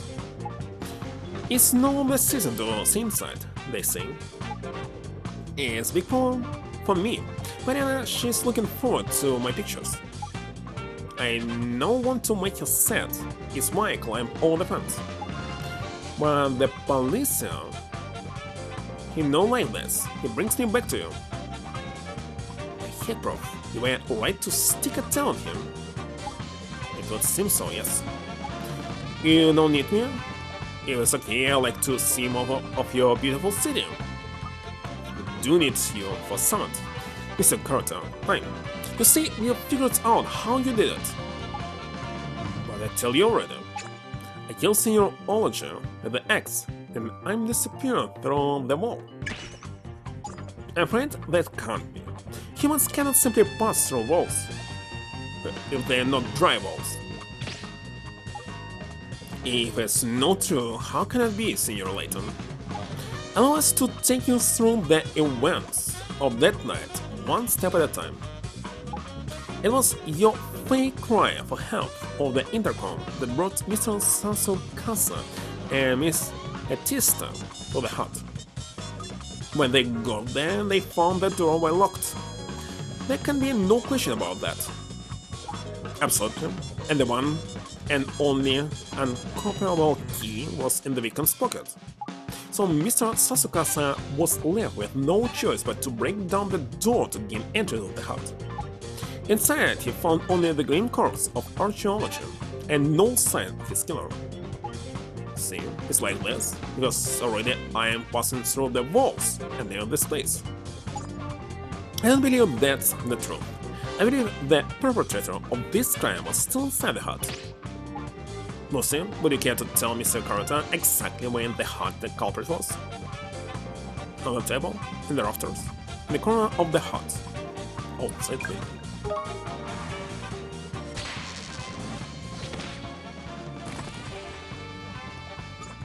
The killer were hiding in the corner of the room.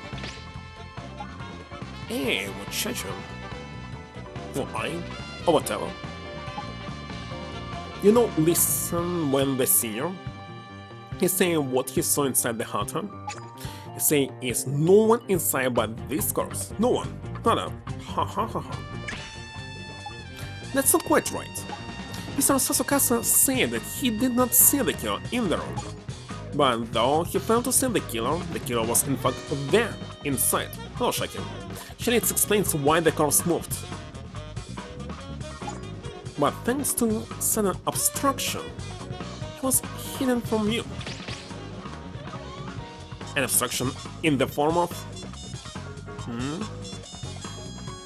signs?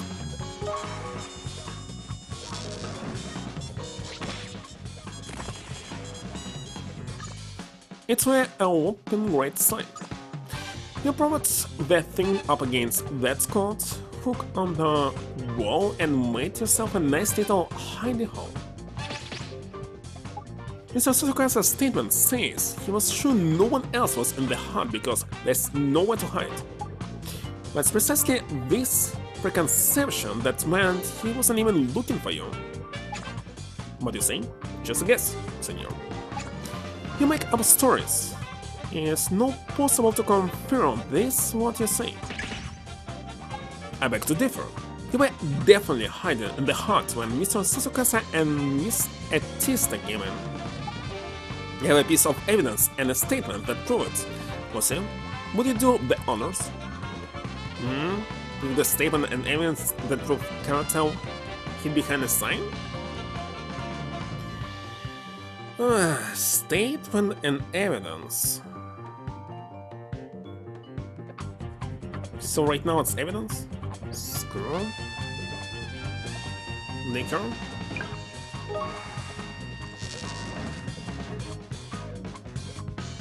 Statement.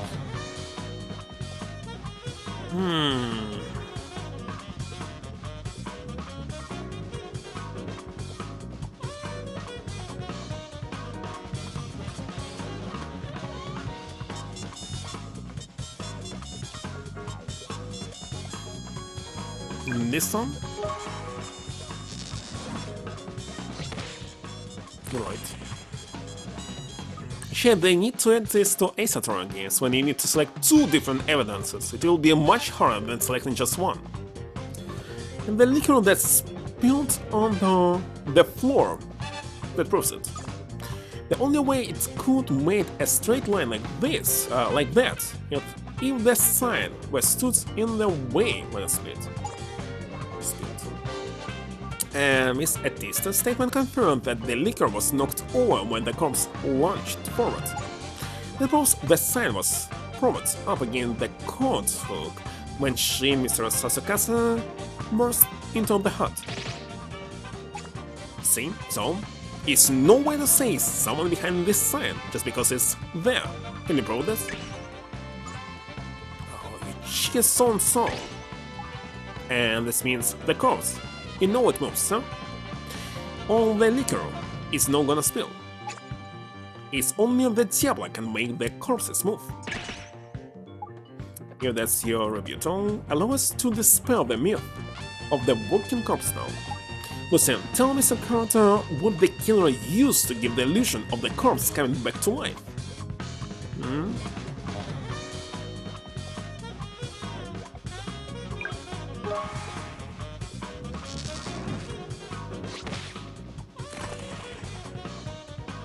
The killer tied some fishing line to Olga's dead body. But when it attacked from other side of the room, it pulled the corpse up of the chair and made it lunge forward. No, you see these fishing lines? It tied to the dead senior. You see them, and you know it's a trick. Not necessarily. Hmm?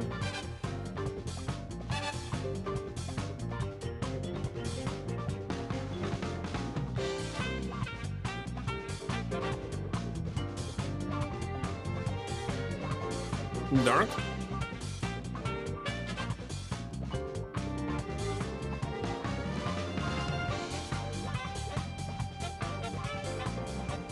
It should be dark.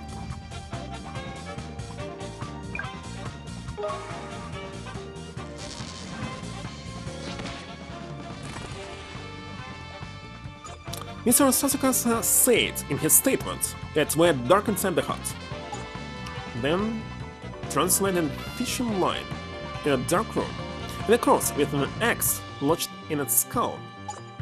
Faced with such a shocking spectacle, it would be very easy to meet the clear, thin lines. Only imagine what you want. It's no evidence for this, what you say. Why, we have evidence alright. But evidence shown that fishing line was used?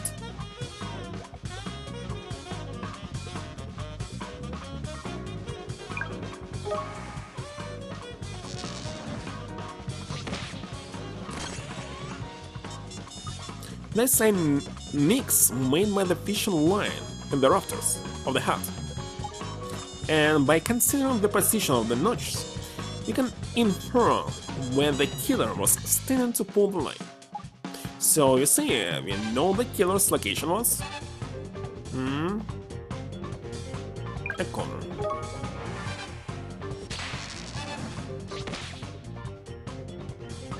Following the line from the body, or the beams, where the nicks are, get to the corner of the hut. The same corner, that's where hidden from view, behind the sign that's where resting on the coat hook. It's compelling proof that the killer, in other words you, Mr. Carter, was hiding there behind the sign. See, I just do it like it's telling me to do. Like you were told? See, I heard the voice of the Diablo. It's telling me if I do everything like she tell me, it's all gonna be okay. So it was his fiancé finally. I had just about enough of this Diablo mumbo jumbo. It's no mumbo jumbo, it's true. I heard the voice of the Diablo.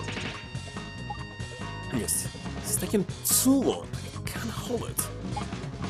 Well. Prof. Oh, I believe you, Carlton. Quick, here we go. Demons are real, and all around us. Take the fine time to turn up and start partying. You don't know, Lucy? Carefully led, the man can be a crazed killer. Yet, without direction, he's nothing.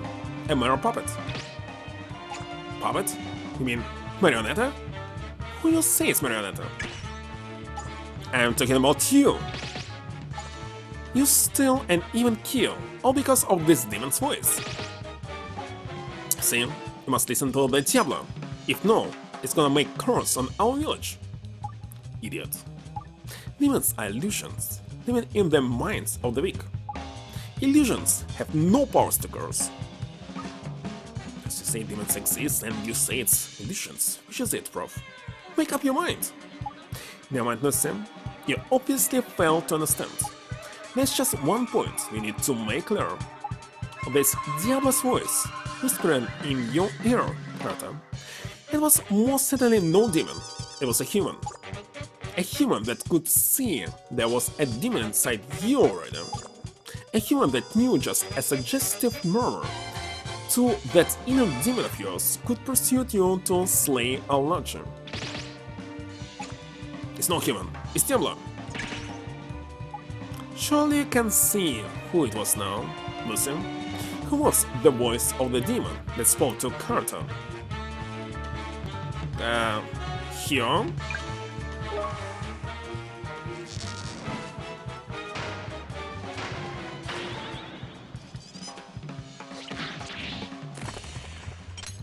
She had thought about this from the beginning, but selected him anyway. It was Miss Atista, wasn't it? That's who the demon really was. Hey, she knew you better than anyone, didn't she, Mr. Carter? She was behind the whole thing. No, it's not possible. The voice of the Diablo is no Mariana.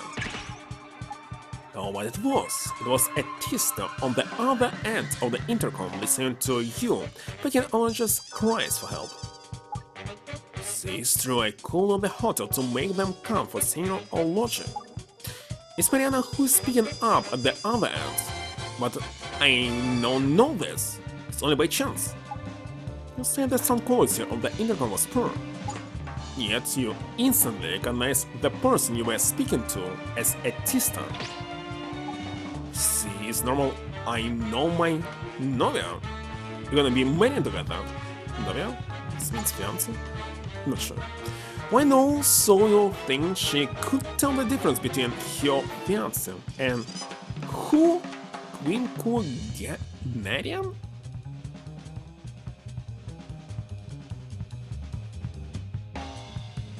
Between who and who? Okay, let's check this word. Is it Spanish? The tech language. Queen. Who are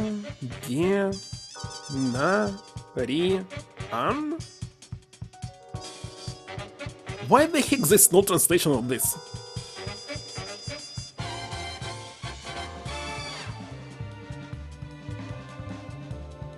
Okay, let's search for it on the internet. What can I do? It refers to someone in their 50s? What? In which language? Sexagenarian? Never heard that somebody using like this. Nonagenarian? Latin word meaning containing 50. Holy shit, why the heck they using something that nobody using? Very strange.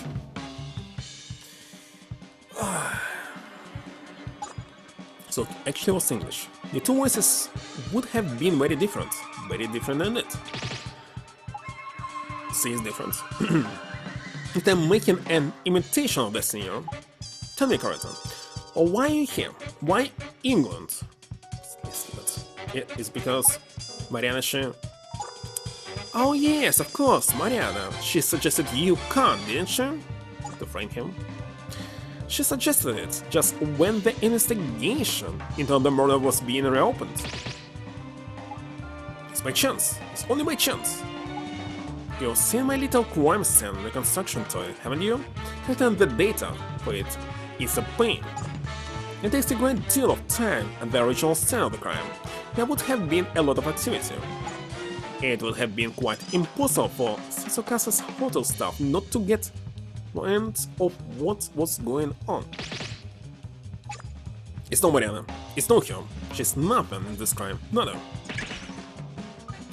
Standing on prof. He's getting a bit... What? Something wrong?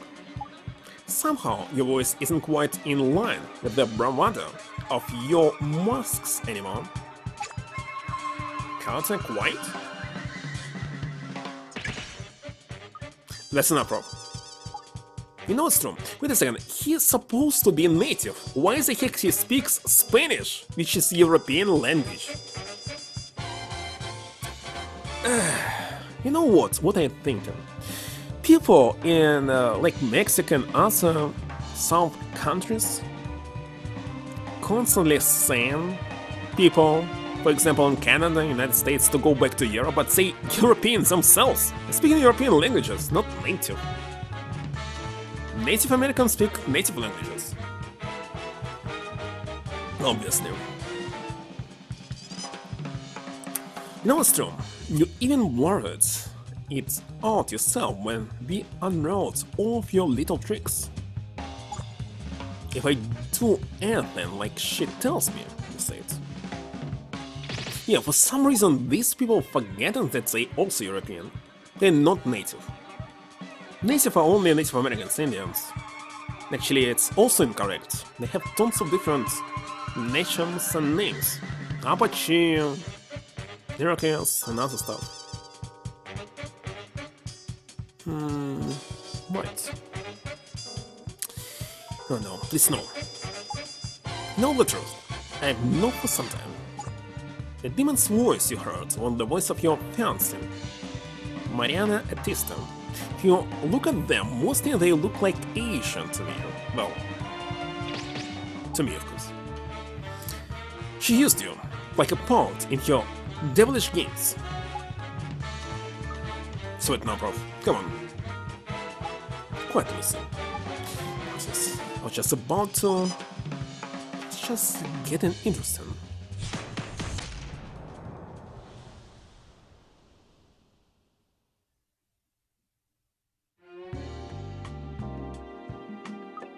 And the prof okay?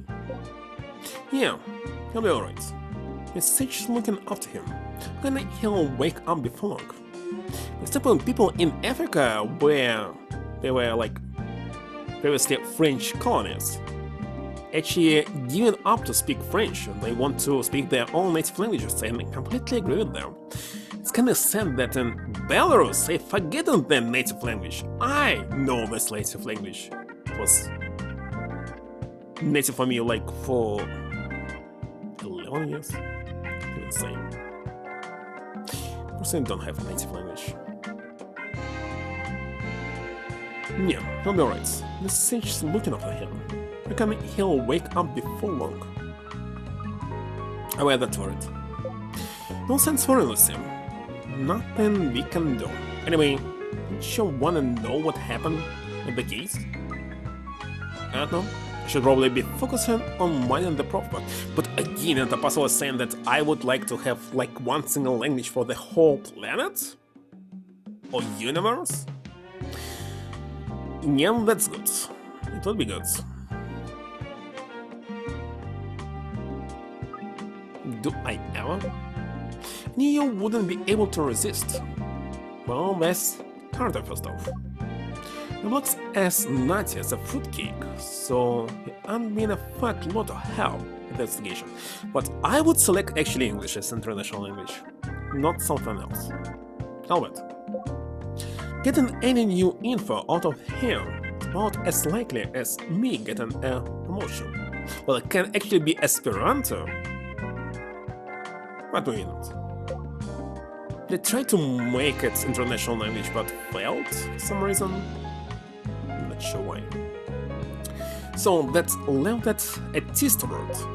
Well, the local law tried to find her to bring her in for questioning, but she was long gone, taking all her belongings and opted. I wouldn't mind betting she were planning that from the start. Yeah, maybe, but that ain't all, you know. So Atista went her real name at all. No one knows nothing about her. She's total enigma. She'll happen in some future case here? You're ready? Oh yeah, she only turned up in the village there about half a year ago. And there were me thinking that she and Coretta must be childhood sweethearts. Hang on. So you're saying Coretta's only been learning English for 6 months? Pulse here must mean, yeah. That's some kind of black magic in itself, huh? And what's become of the stone idol? Unfolded, have they? This tale must made of like that. No, the case is buttoned up, but now it's fixed. That's just how it goes sometimes. No. Anyway, best be getting back to work, I suppose. Oh, I wonder how the props get on. Still, I don't suppose he'll thank me for disturbing him just to ask him how he is. Oh yeah, just one more thing. My heck, Dustin, you frightened the life out of me. Meanwhile, in the clear now. Oh, that's good. Yeah, he said to say thanks, and that. Will I pass it on to Al? Of course I will. I'll go and tell him right now.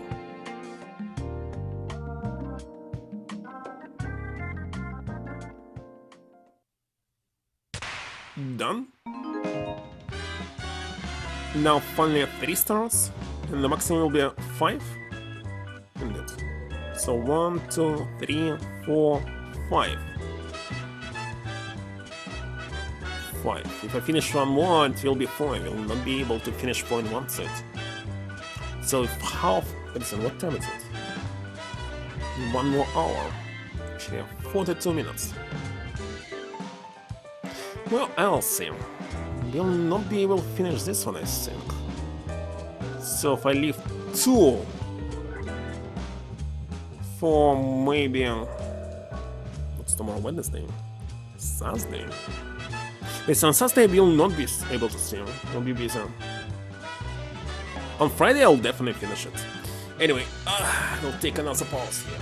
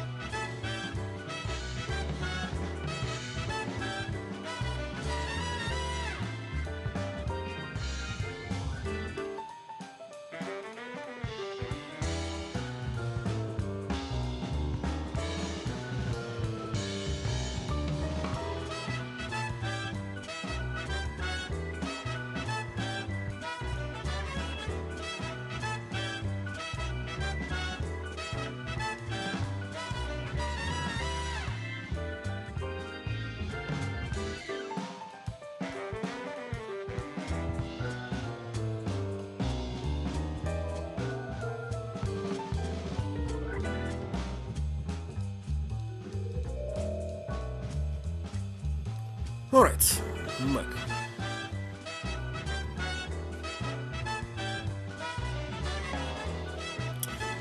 The G Swanson.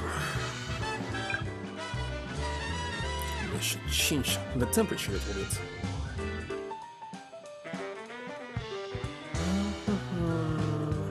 Oh yeah, must.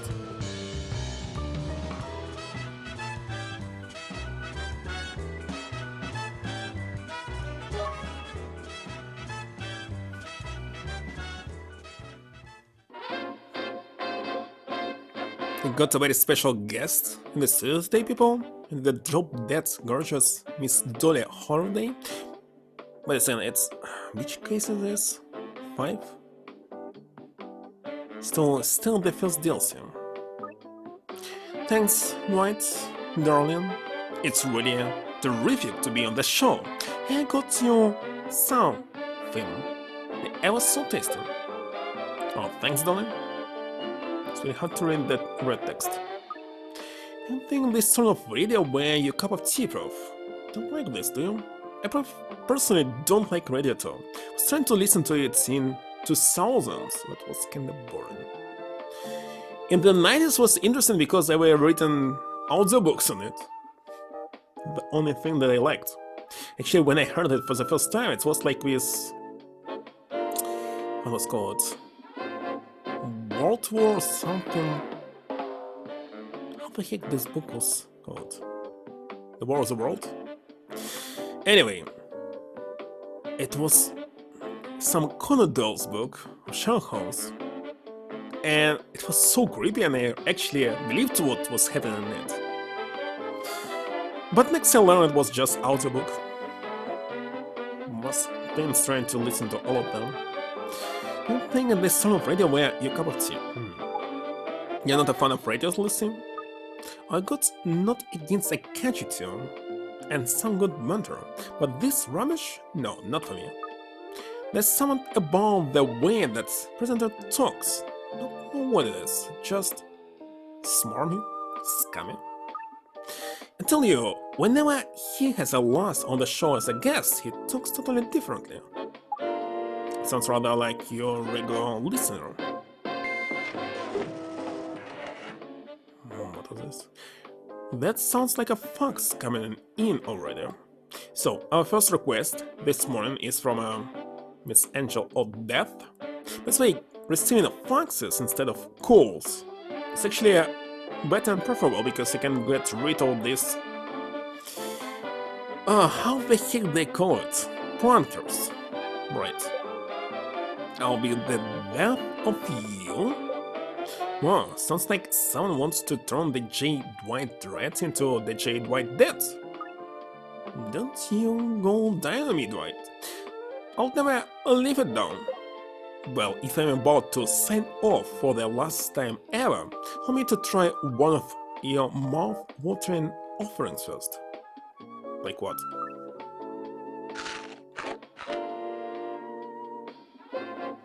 That's hit the spot. And he died?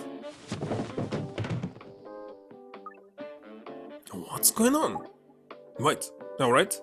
Let's go into an ad break. Come on, quickly.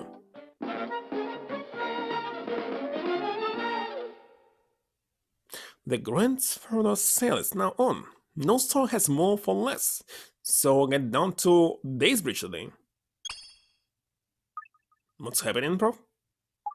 Well, with some sort of practical joke, it's suddenly very convincing.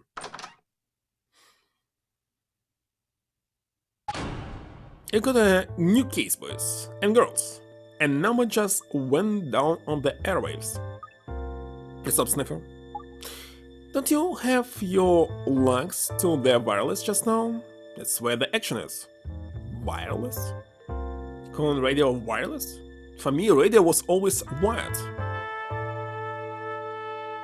Actually, when I listened to this audiobook for the first time, it actually was wireless radio. But usually it was wired. Are you talking about the radio presenter who sounded like he collapsed just now? What else? Same there Steve Scott already. So Twain just part of the show then? Not on my book. It's a wrap-out job. My gumshoe radar was beeping like a car alarm the second it went down. Never say, Sniffer.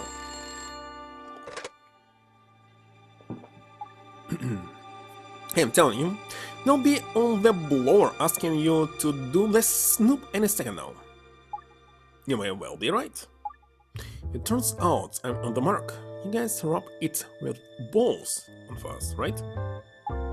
We'll do our best, barring the whole incident being a practical joke, of course. You won't believe this. We've been that flooded with calls from anxious listeners of that show when they summit in out of town. Time for action, Snippers. And I'll make like a slug and shoot over there to see what that score is. Excellent. It's like on all that, Sniffer. I'll get my reports back to the clubhouse as soon as possible. I'll be up to you to bring in the hoods. You need to understand this abbreviation. It's much easier to read it as up because it will be fast. As up. But ASAP is too long. As soon as possible is the same length. So there's no need to use abbreviation. I can't believe it were really a murder, can you, Prof? Don't know anything for sure yet, but the signs are compelling. Sniffer's really wrong. It's a revelation, alright. That's one. Indeed, though he has a tendency to get ahead of himself.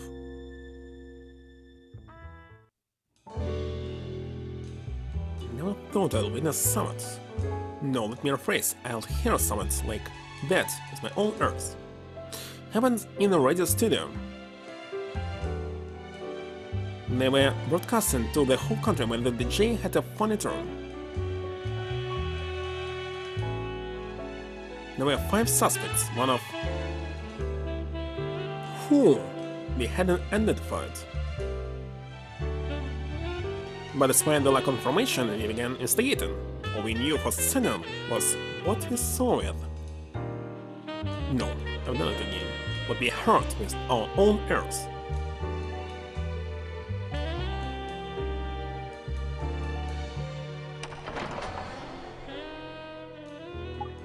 Sniffer sent his report over. The radio presenter isn't dead. Heck, so it were all for real then. I'm surprised it took them so long to confirm it. The broadcast was at rush hour, unfortunately. The police had some difficulties getting to the scene. Investigations are ongoing, but I'll tell you what you know thus far. I'm all ears, Prof. as ever. The incident took place inside the recording studio of a national radio station. The presenter of the show that was airing at the time goes by the name of Dwight Dredd. Yes, he had dread. A radio host with a deep, rich voice, a lively personality, who was equally well liked among his colleagues, but his spending habits often landed him in trouble. 2 people were in the studio from the outset, the show's producer and the soundman.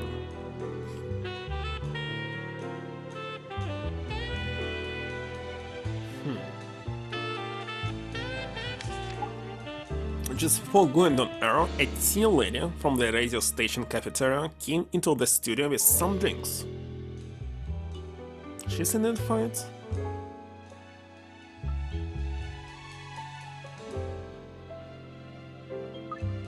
But she didn't linger, She left after she dropped off the drinks. Oh, that Dredd, the presenter, came to the studio along with a young singer and her manager.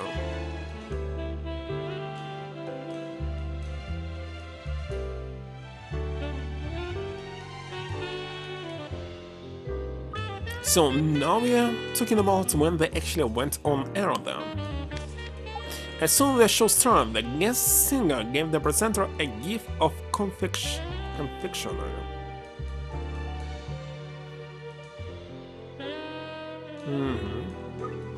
I am more than a bit curious about what was in that gift. But before Dredd had a chance to sample the offering, something came in on the studio fax machine. It was a handwritten note that read, "I'll be the death of you." But then it was signed?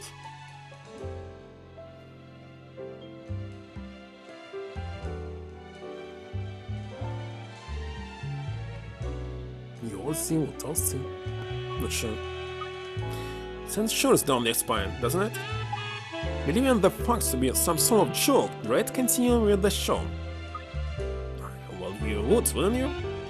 However, no sooner had Dredd put one of his guest Dredds into his mouth, treats, then he started to have difficulty breathing, arms on the floor.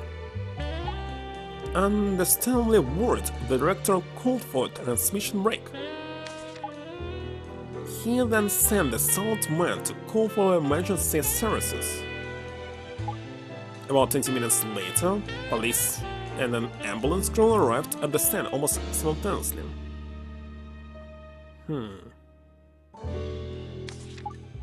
Yeah, well, Dredd was already dead. 20 minutes? It's an account of the rush hour traffic you mentioned, huh? Yes, the radio station is very central. In rush hour, that's about how long you expect it to take. In Eastern Europe, it will take someone to arrive in like 2 hours, maybe 5. Because they don't care. And so long, that is. Good luck. And that really is all we know about the course of events at this point in time. So let's think about our suspects. Who we got? There are 5 of them. First, the young guest on the show, doubted him, Dolly Holiday, make an appearance on Dredd's show to promote her latest album. Fine figure and suggestive dancing struck from her appalling singing voice, like in the 90s. It was her gift that Dredd put into his mouth just moments before he began to struggle to the breath. That's more than little fish if you ask me. The money's on that loss. Of course not. Second is Holiday's manager. It's kinda possible. What is her face? Melody Smith. Holiday's manager presents since her client with whom she was at constant loggerheads was a guest on the show, an old acquaintance of Dredd's. Apparently, she was an old friend of the deceased. Why? Just a coincidence, do you think? What's my age? Found the director of the show, Mike DeBonner, long-time partner of Dredd's, and creator and director of his show. A fellow man, but known to have quarreled with the victim of money matters. There's nothing obviously suspicious about his involvement, though his relationship with Dredd was stormy, which would give him a good motive, huh? Fourth, the soundman, Mr. Randall Mann, former musician turned sound technician, handsome man with striking features, who enjoys cross-dressing and high heels. Like to flirt with the victim. Like to flirt with the victim, but enjoyed cross-dressing? Interesting.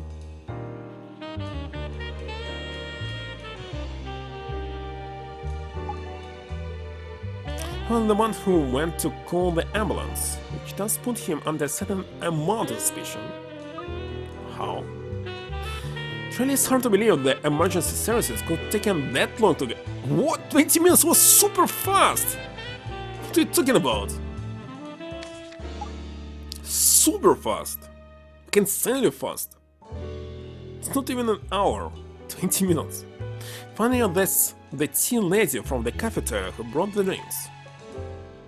Part-time employee at the radio station cafeteria who hasn't been seen since taking an order of drinks to the studio where the incident occurred. There are more chances here. She appears to be missing. No one has seen or heard of her since she delivered the drinks to the studio. You what proof? It's it then, surely? She's the killer and she's done a runner. Certainly not an unlikely hypothesis. However, we don't know enough about her yet. We need to see what our inquiries turn up on her first.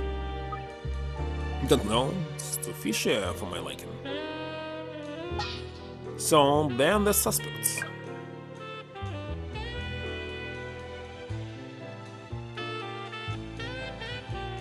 Also, must say that good toys or not, it's subjective, indicates simply nothing. Like, I don't like deep voices, so definitely would not like him. We were right in the middle of the show, and that DJ just suddenly looked like he couldn't breathe something. No anything. Know what I mean? No. Dolly didn't do anything. I was watching her the whole time. When this is plot by someone who is trying to slow my girl down. They're all jealous. I went straight over to Dwight to see if he was alright. I couldn't find a pulse. It was the tea lady who brought the drinks in. If he stating this, maybe he's the killer. I don't know him myself, but I must say I did hear she and White were an item. Not that I ever saw them, you know? Definitely him. That White collapsed. Mike barked at me to go and call the emergency services. I was all of a flutter. Then go back to the studio till the police arrived. Suddenly don't have much to go on at this stage. What was your hunch? Who do you think did it? So you're going to make me have a stab at it, even though you admit you don't have enough info yet. Of course, aren't I always telling you how important it is to pay attention to your intuition? So let's hear it, then you'll get down to the real detective work. No, investigate just. Damn is it.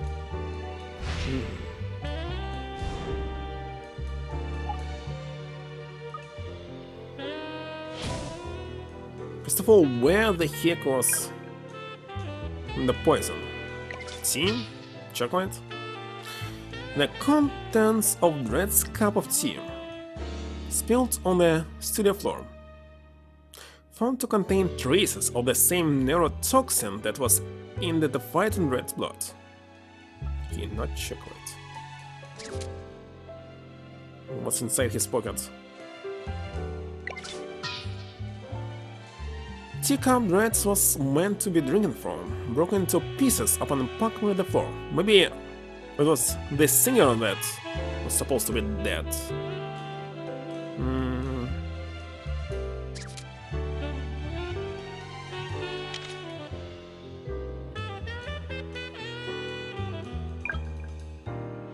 Wait a second, those are macarons.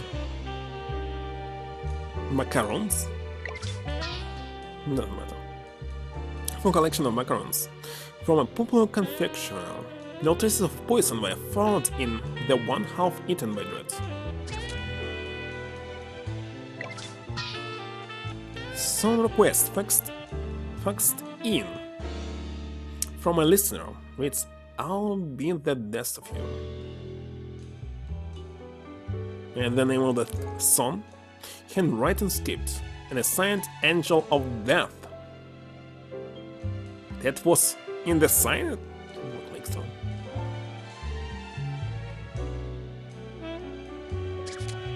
Maybe it was actually a song request.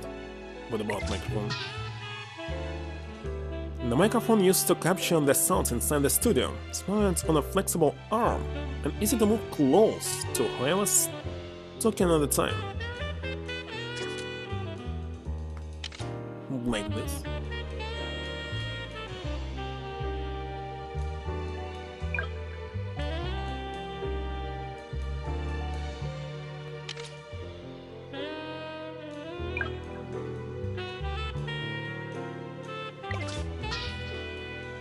The tea that Holiday was drinking is heavily sweetened with sugar. No trace of any kind of poison have been found in it. How is that even possible?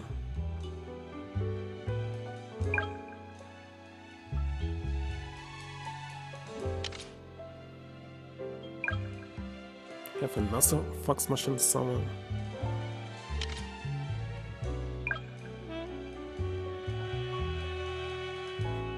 It's nothing special at all.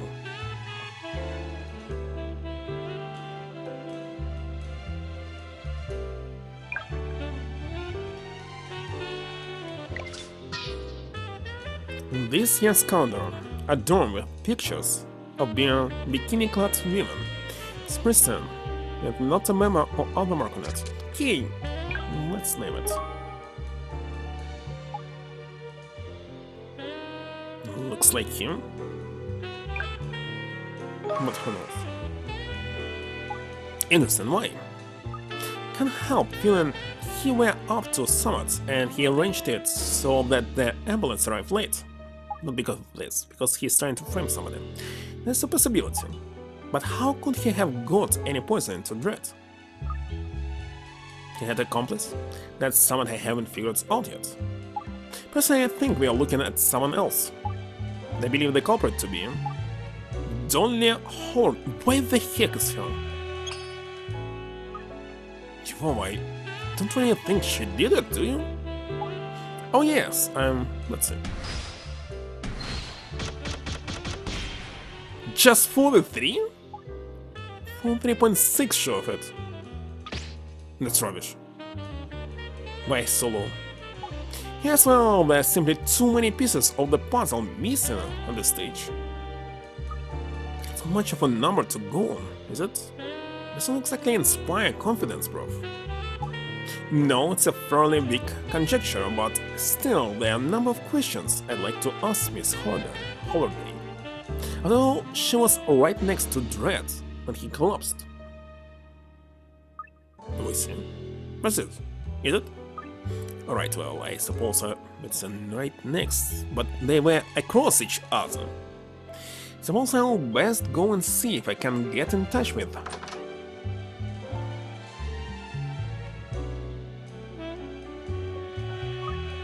And that's the mystery room, or what? Miss Holiday, what are you doing here? One of your detective fellas told me to come. Yeah? Dinner in? What? A right little so-and-so he was. He threatened me, you know, said he'll pinch me and check me elbow. What? I didn't come in. Alright, that sounds like our detective Sergeant Heck. Yes, he is very sharp. Yep, that's the phone. So, what do you lot get up to here, then? Anything special? This is a special division of Scotland Yard where we investigate especially heinous crimes. Look, I don't know what's going on, but at the end of the day, all I have to know is if you're arresting me or not. Listen, before they were saying that place where most unsolvable cases are. Hard to solve, not heinous crimes. No, we merely wish to ask you a few questions to help us with the speedy resolution of the case. Actually, I don't. Yeah, they're light in the beginning. I know, officer, I never speed. It's ever so dangerous, I always stick to the speed limit. Let me try to explain. Your witness, you see? Miss Holiday. Prof, message from Sniffer. He says, she's the one with the hip. Squint the color till she squeals, his precise words. I believe this is kinda inappropriate in a crime.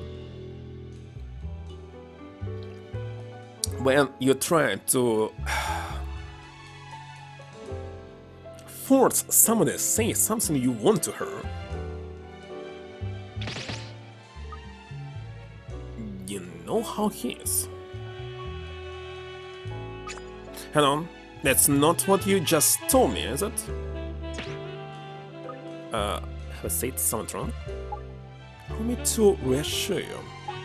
In truth, yes, you are under suspicious of perpetrating this crime.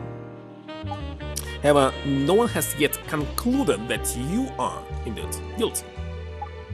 Would you be so kind as to cooperate with our investigation, so as to clear your name? Well, I have to.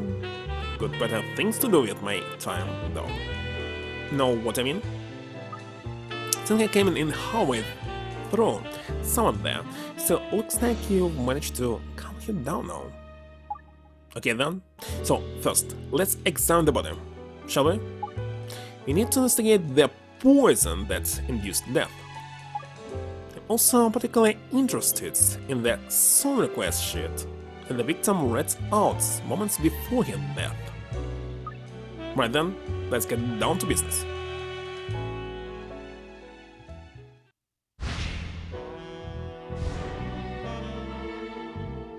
So, where shall we start?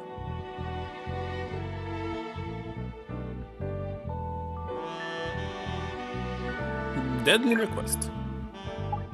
While Aaron, the victim received a request for a song entitled I'll Be the Death of You. To be honest with you, I really had a heart attack when he killed Orr. Seems highly likely it were the killer that sent the request through, Let's examine the facts sheet the request was written on and see what we can deduce.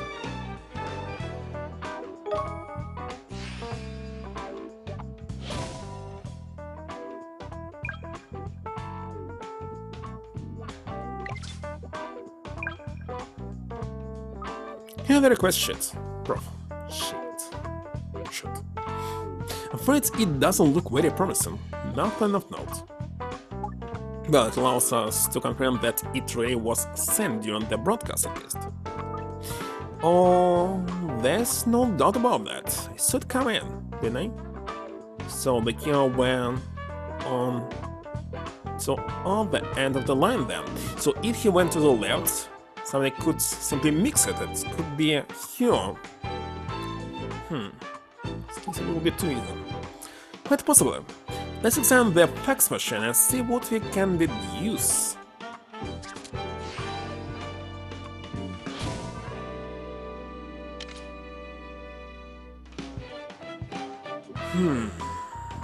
Looks like...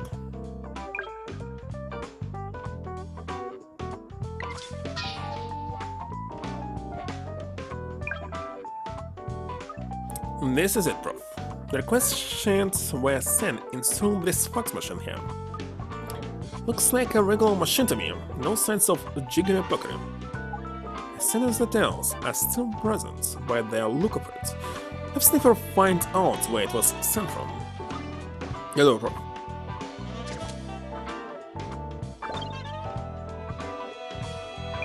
Poison. It seems they found traces of the poisonous substance used to kill rats at the sun. Can you figure it out where? Give it to me, Prof.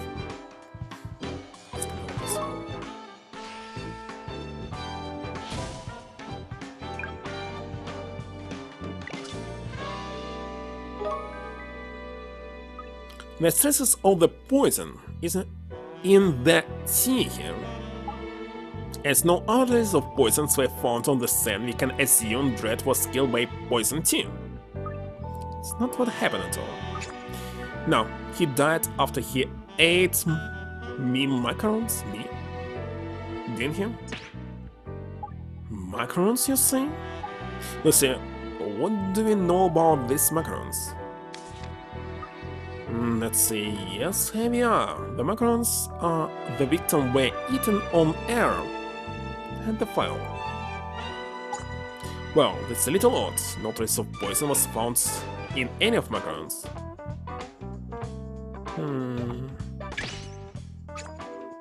What's he on about? I saw him with my own eyes. He started coughing, and that's straight after he put the macarons in his mouth. To be honest, he never actually took one sip of that tea. Are you quite sure? Personally, I think honesty is one of the most important virtues. So I wouldn't lie. Know what I mean?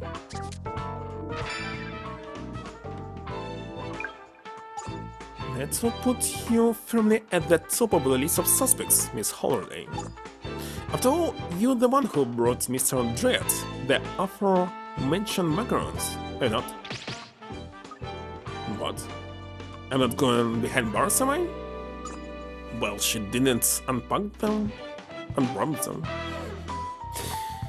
unbox them. We're talking about murder, Miss Holliday. I'll definitely go to prison for it. Like, you don't really like prison, know what I mean? You don't like it, you say?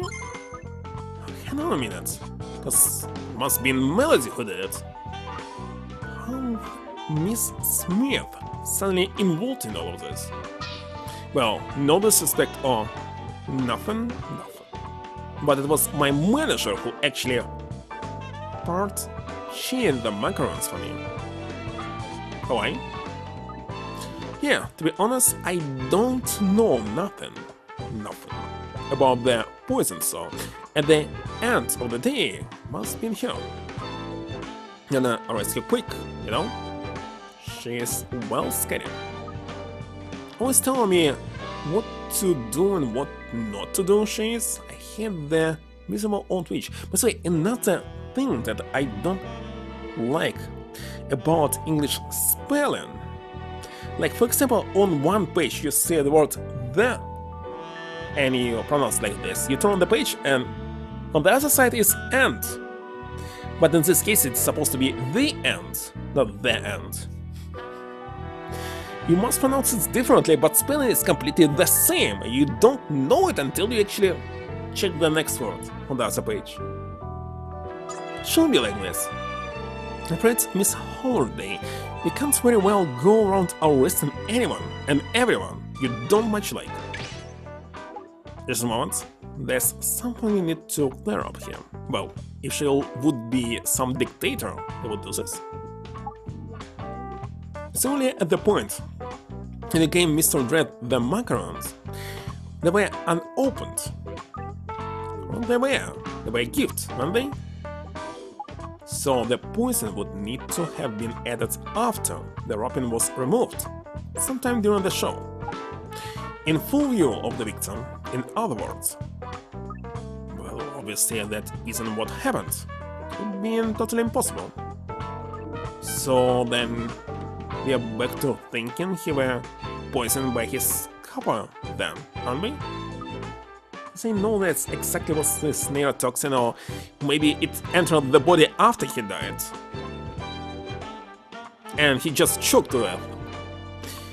But the tea lady that brought it to him has vanished into thin air. At this stage, the one thing we can be sure of is that the tea holds the key to this entire case. We should make sure we investigate the teacup as well as the tea contained. By the way, Prof.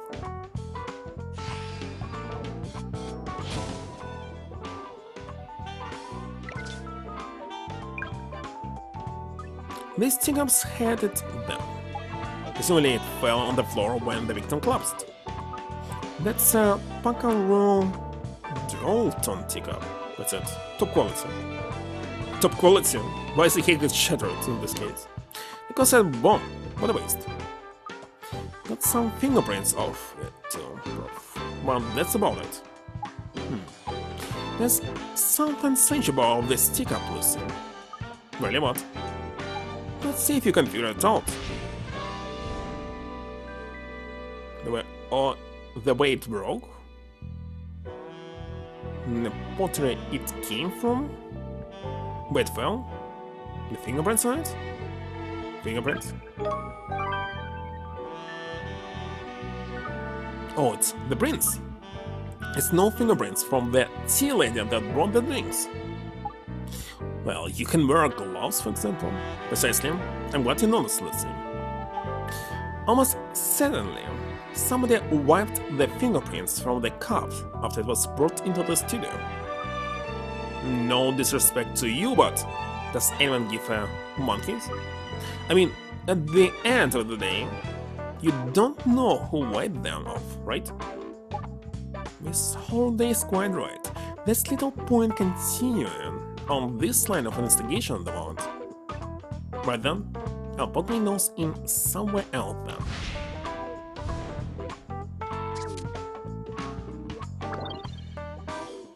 then. That's body. Let's talk about the body, shall we? Miss Holiday, you actually saw the victim die right before your eyes, didn't you? If there's anything at all that you notice that seemed out of the ordinary, please do tell us. Yeah, whatever. I suppose I can try to remember.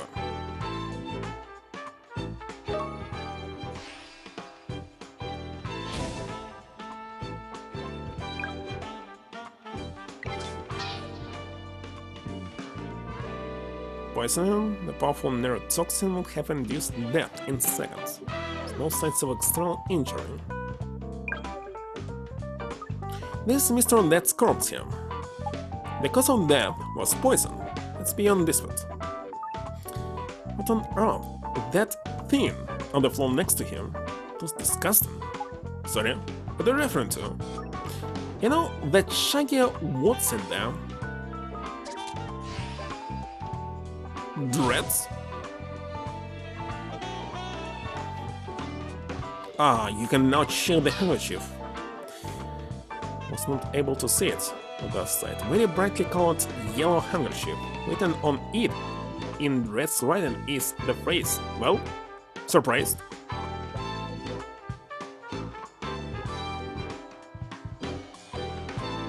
What does this mean? He's not Dread? Cheap, thin on type, and easily dislodged. However, the thick and heavy dreadlocks don't look like a wig at all. What?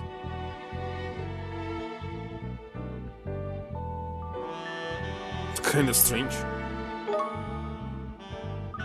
It's a wig, bro? I thought his hair were a bit too, well, healthy for his age. And all them photos of him. Listen, how old is he? Healthy?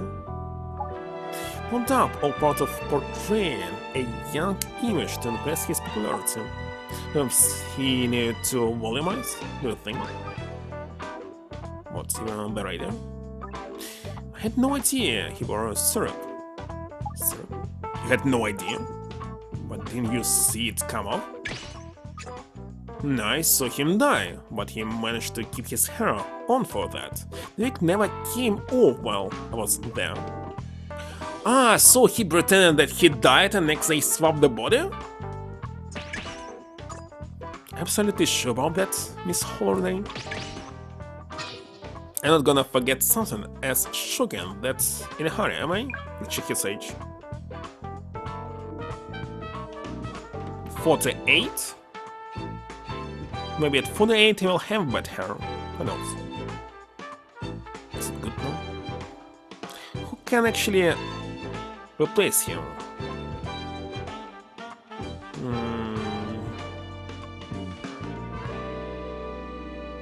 Why is this random man looks like actually Layton?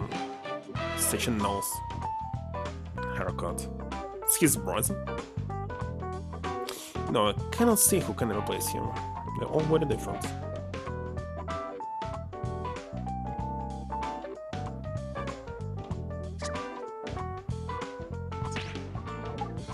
If what you say is true, it implies that somebody took Mr. Dread's wig off after he died. Who would do something like that, huh? So hateful. We lack the information to answer that at present, so let's turn our attention to another matter for now.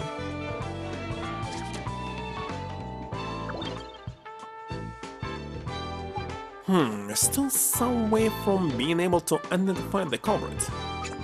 Look, let's just say it was Melody and be done with it, okay? Kind of. Can't do that.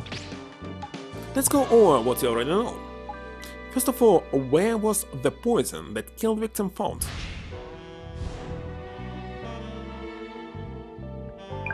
See? To be inside the wig. The poison were in the tea. How many times have I got to tell you the bloke never touched his tea? It can't even been the tea that killed him. I was saying, bro, I don't think she's lying about this. No, me neither. It's a very curious discrepancy. Not the only one either.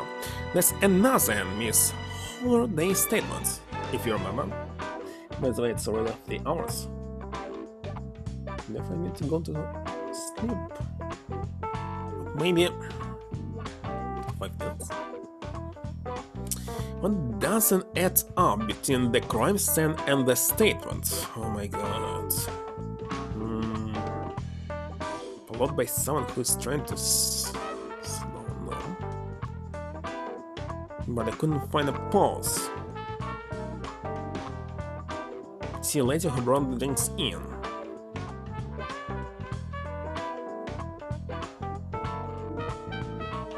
I was right next to him and he killed it over. Time 100% that his wig didn't fall off. This one is different. And what's the evidence that contradicts this statement? The wig. Tell me, actually exactly. The victim's wig went on his head, but according to Miss Holiday, he still had the wig on when she last saw him, which were after he died. Yep, I'm 110% about that. There's no way I could have missed it if he didn't have his hair on. Know what I mean? I don't believe Miss Holiday is lying. No, nor do I. But who knew that nasty that they'd do something like that to someone? Oh yep, that's the telephone. It'll be a sniffer, I'll bet. I'll take it with him. I've got a number of questions for him. You don't know why he's suspecting her? So, how old are you then? I'm 22. You're joking. I'm 22. Talk about 1 in a million. Waiting, that's important because... It's important because it's matches. So, what the score with you, Inspector Whitey? You going out? Not likely. Also, he's not a bad looker, but that white girl's a bit of a disaster. And I don't know what he's all about all the time, to be honest. I think he might be a bit funny in the head. I can deny the courts a bit well. But the prof can see to the heart of any case just like that. There's not many fellows can match that. I get it? You fancy him, but he isn't into you, is it? Give over, it's no such thing. Don't worry, your secret's same with me. I'm the height of desperation. Try and suck you up, alright? To be honest, I agree with you. I think an older man's better at the end of the day. More mature than that. I'm telling you, there's not between us. Sounds like you two are having fun. Fun is not the word, bro. Well, anyway, some information has come to light. The song request fax was sent from inside the studio itself. No, how's that possible? One of our chaps was sent to check it out straight away. And he found the tea lady's body there. Is it that? What this? What this? Something happened, has it? You're talking about the same tea lady that we're missing? The one who brought the tea? Yes. So we got 2 unsolved murders on our hands. Now then. Actually, no. No?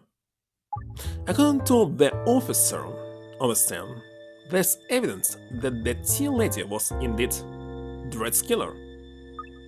What kind of evidence? Come on, Prof, spill the beans. Firstly, they found the song request fax sheet that was sent to Mr. Dread next to her body. Handwriting analysis has already confirmed it was the tea lady who wrote it. Saying, but if he didn't sip the tea, she was trying to kill him, but did not. Oh. And on top of that, they found the poison is here too. The same poison used to kill Mr. Dread. So what you're saying then exactly? As explained, the tea lady was the one who brought the tea that the victim drank. But he didn't drink it. In other words, the tea lady was the White Dread's killer. But if she were the killer, how come she's wound up dead now? Suicide? You know what this is, don't you? It was suicide. At the end of the day, she's done herself in. Hasn't she? It turns out that tea lady is a huge fan of the JDD. The theory is they must have had some kind of argument that sparked all this off. But she killed him cause she liked him that much? Yeah, but that's it. It's a proper case of hero worship, huh? Fine. Well, anyway, the case is closed. Also, I can go home now, can I? Terrific. Yes, you're free to go. Thank you for your cooperation. Alright then? Well, see you then. No, there's someone niggling me. What? Can't get enough of me, huh? I don't have that effect on people. No, niggling me about the case. Thank you, Miss Holiday. You really can go now. Ta-ra. See you.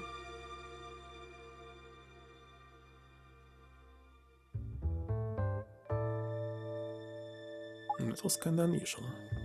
So that's wrapped up then. You can go home earlier if you like, Lucy. Oh, there's definitely something not right here. I mean, there's a gaping hole between the evidence at the scene and Miss Holiday's statement. Well, nevertheless, the case is now closed. But actually, there's something I was hoping to get done, so we'll pick this up again tomorrow, shall we? Alright then, Prof. Really? There will be another day?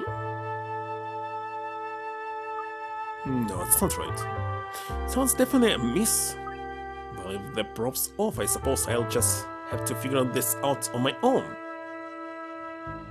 Oh, Prof? Oh, listen. Did you forget something? No, just can't get this case out of my head. Thought maybe if I had another look at the scene, I might be able to figure something out. I'm just not feeling to let it go, huh? Anyway, what are you up to, Prof? Just a bit of investigating for fun. For fun? Yep. That's where the tea lady laws were bumped off, isn't it? Yeah, although I can't reproduce the entire scene now because the case has been closed. And yet, I knew it wouldn't be able to let it go either, bro. As it happens, I've uncovered some evidence to support Holiday's statement.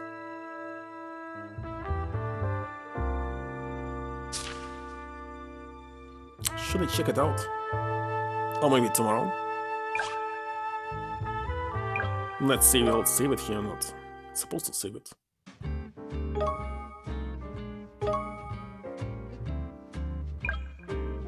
Kinda glad that this game is already in the store for 12 years and you still can play it. Because mobile games easily can disappear from the store, deleted, etc. There are even some... oh my god. Official English translation of Super Nintendo games that had never been released before and they were removed from the store. You can't play them anymore. Official English release. Lost. That's simply said. Okay, let me check who can I read. Now this screen is so small for me. Really small. It's the size actually, it's the same like for DS screen. Here's much larger. Let's see who's online. Korean still online? Okay, let's rate him. He's watching my request. Why not? miss him again. Let's type it.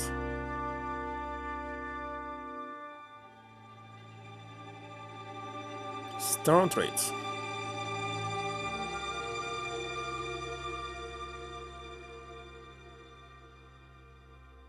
Alright, done. So yet again, thank you for stopping by, and maybe tomorrow continue and Friday I'll finish it. Something like this. So, bye, good night. Where the heck is this?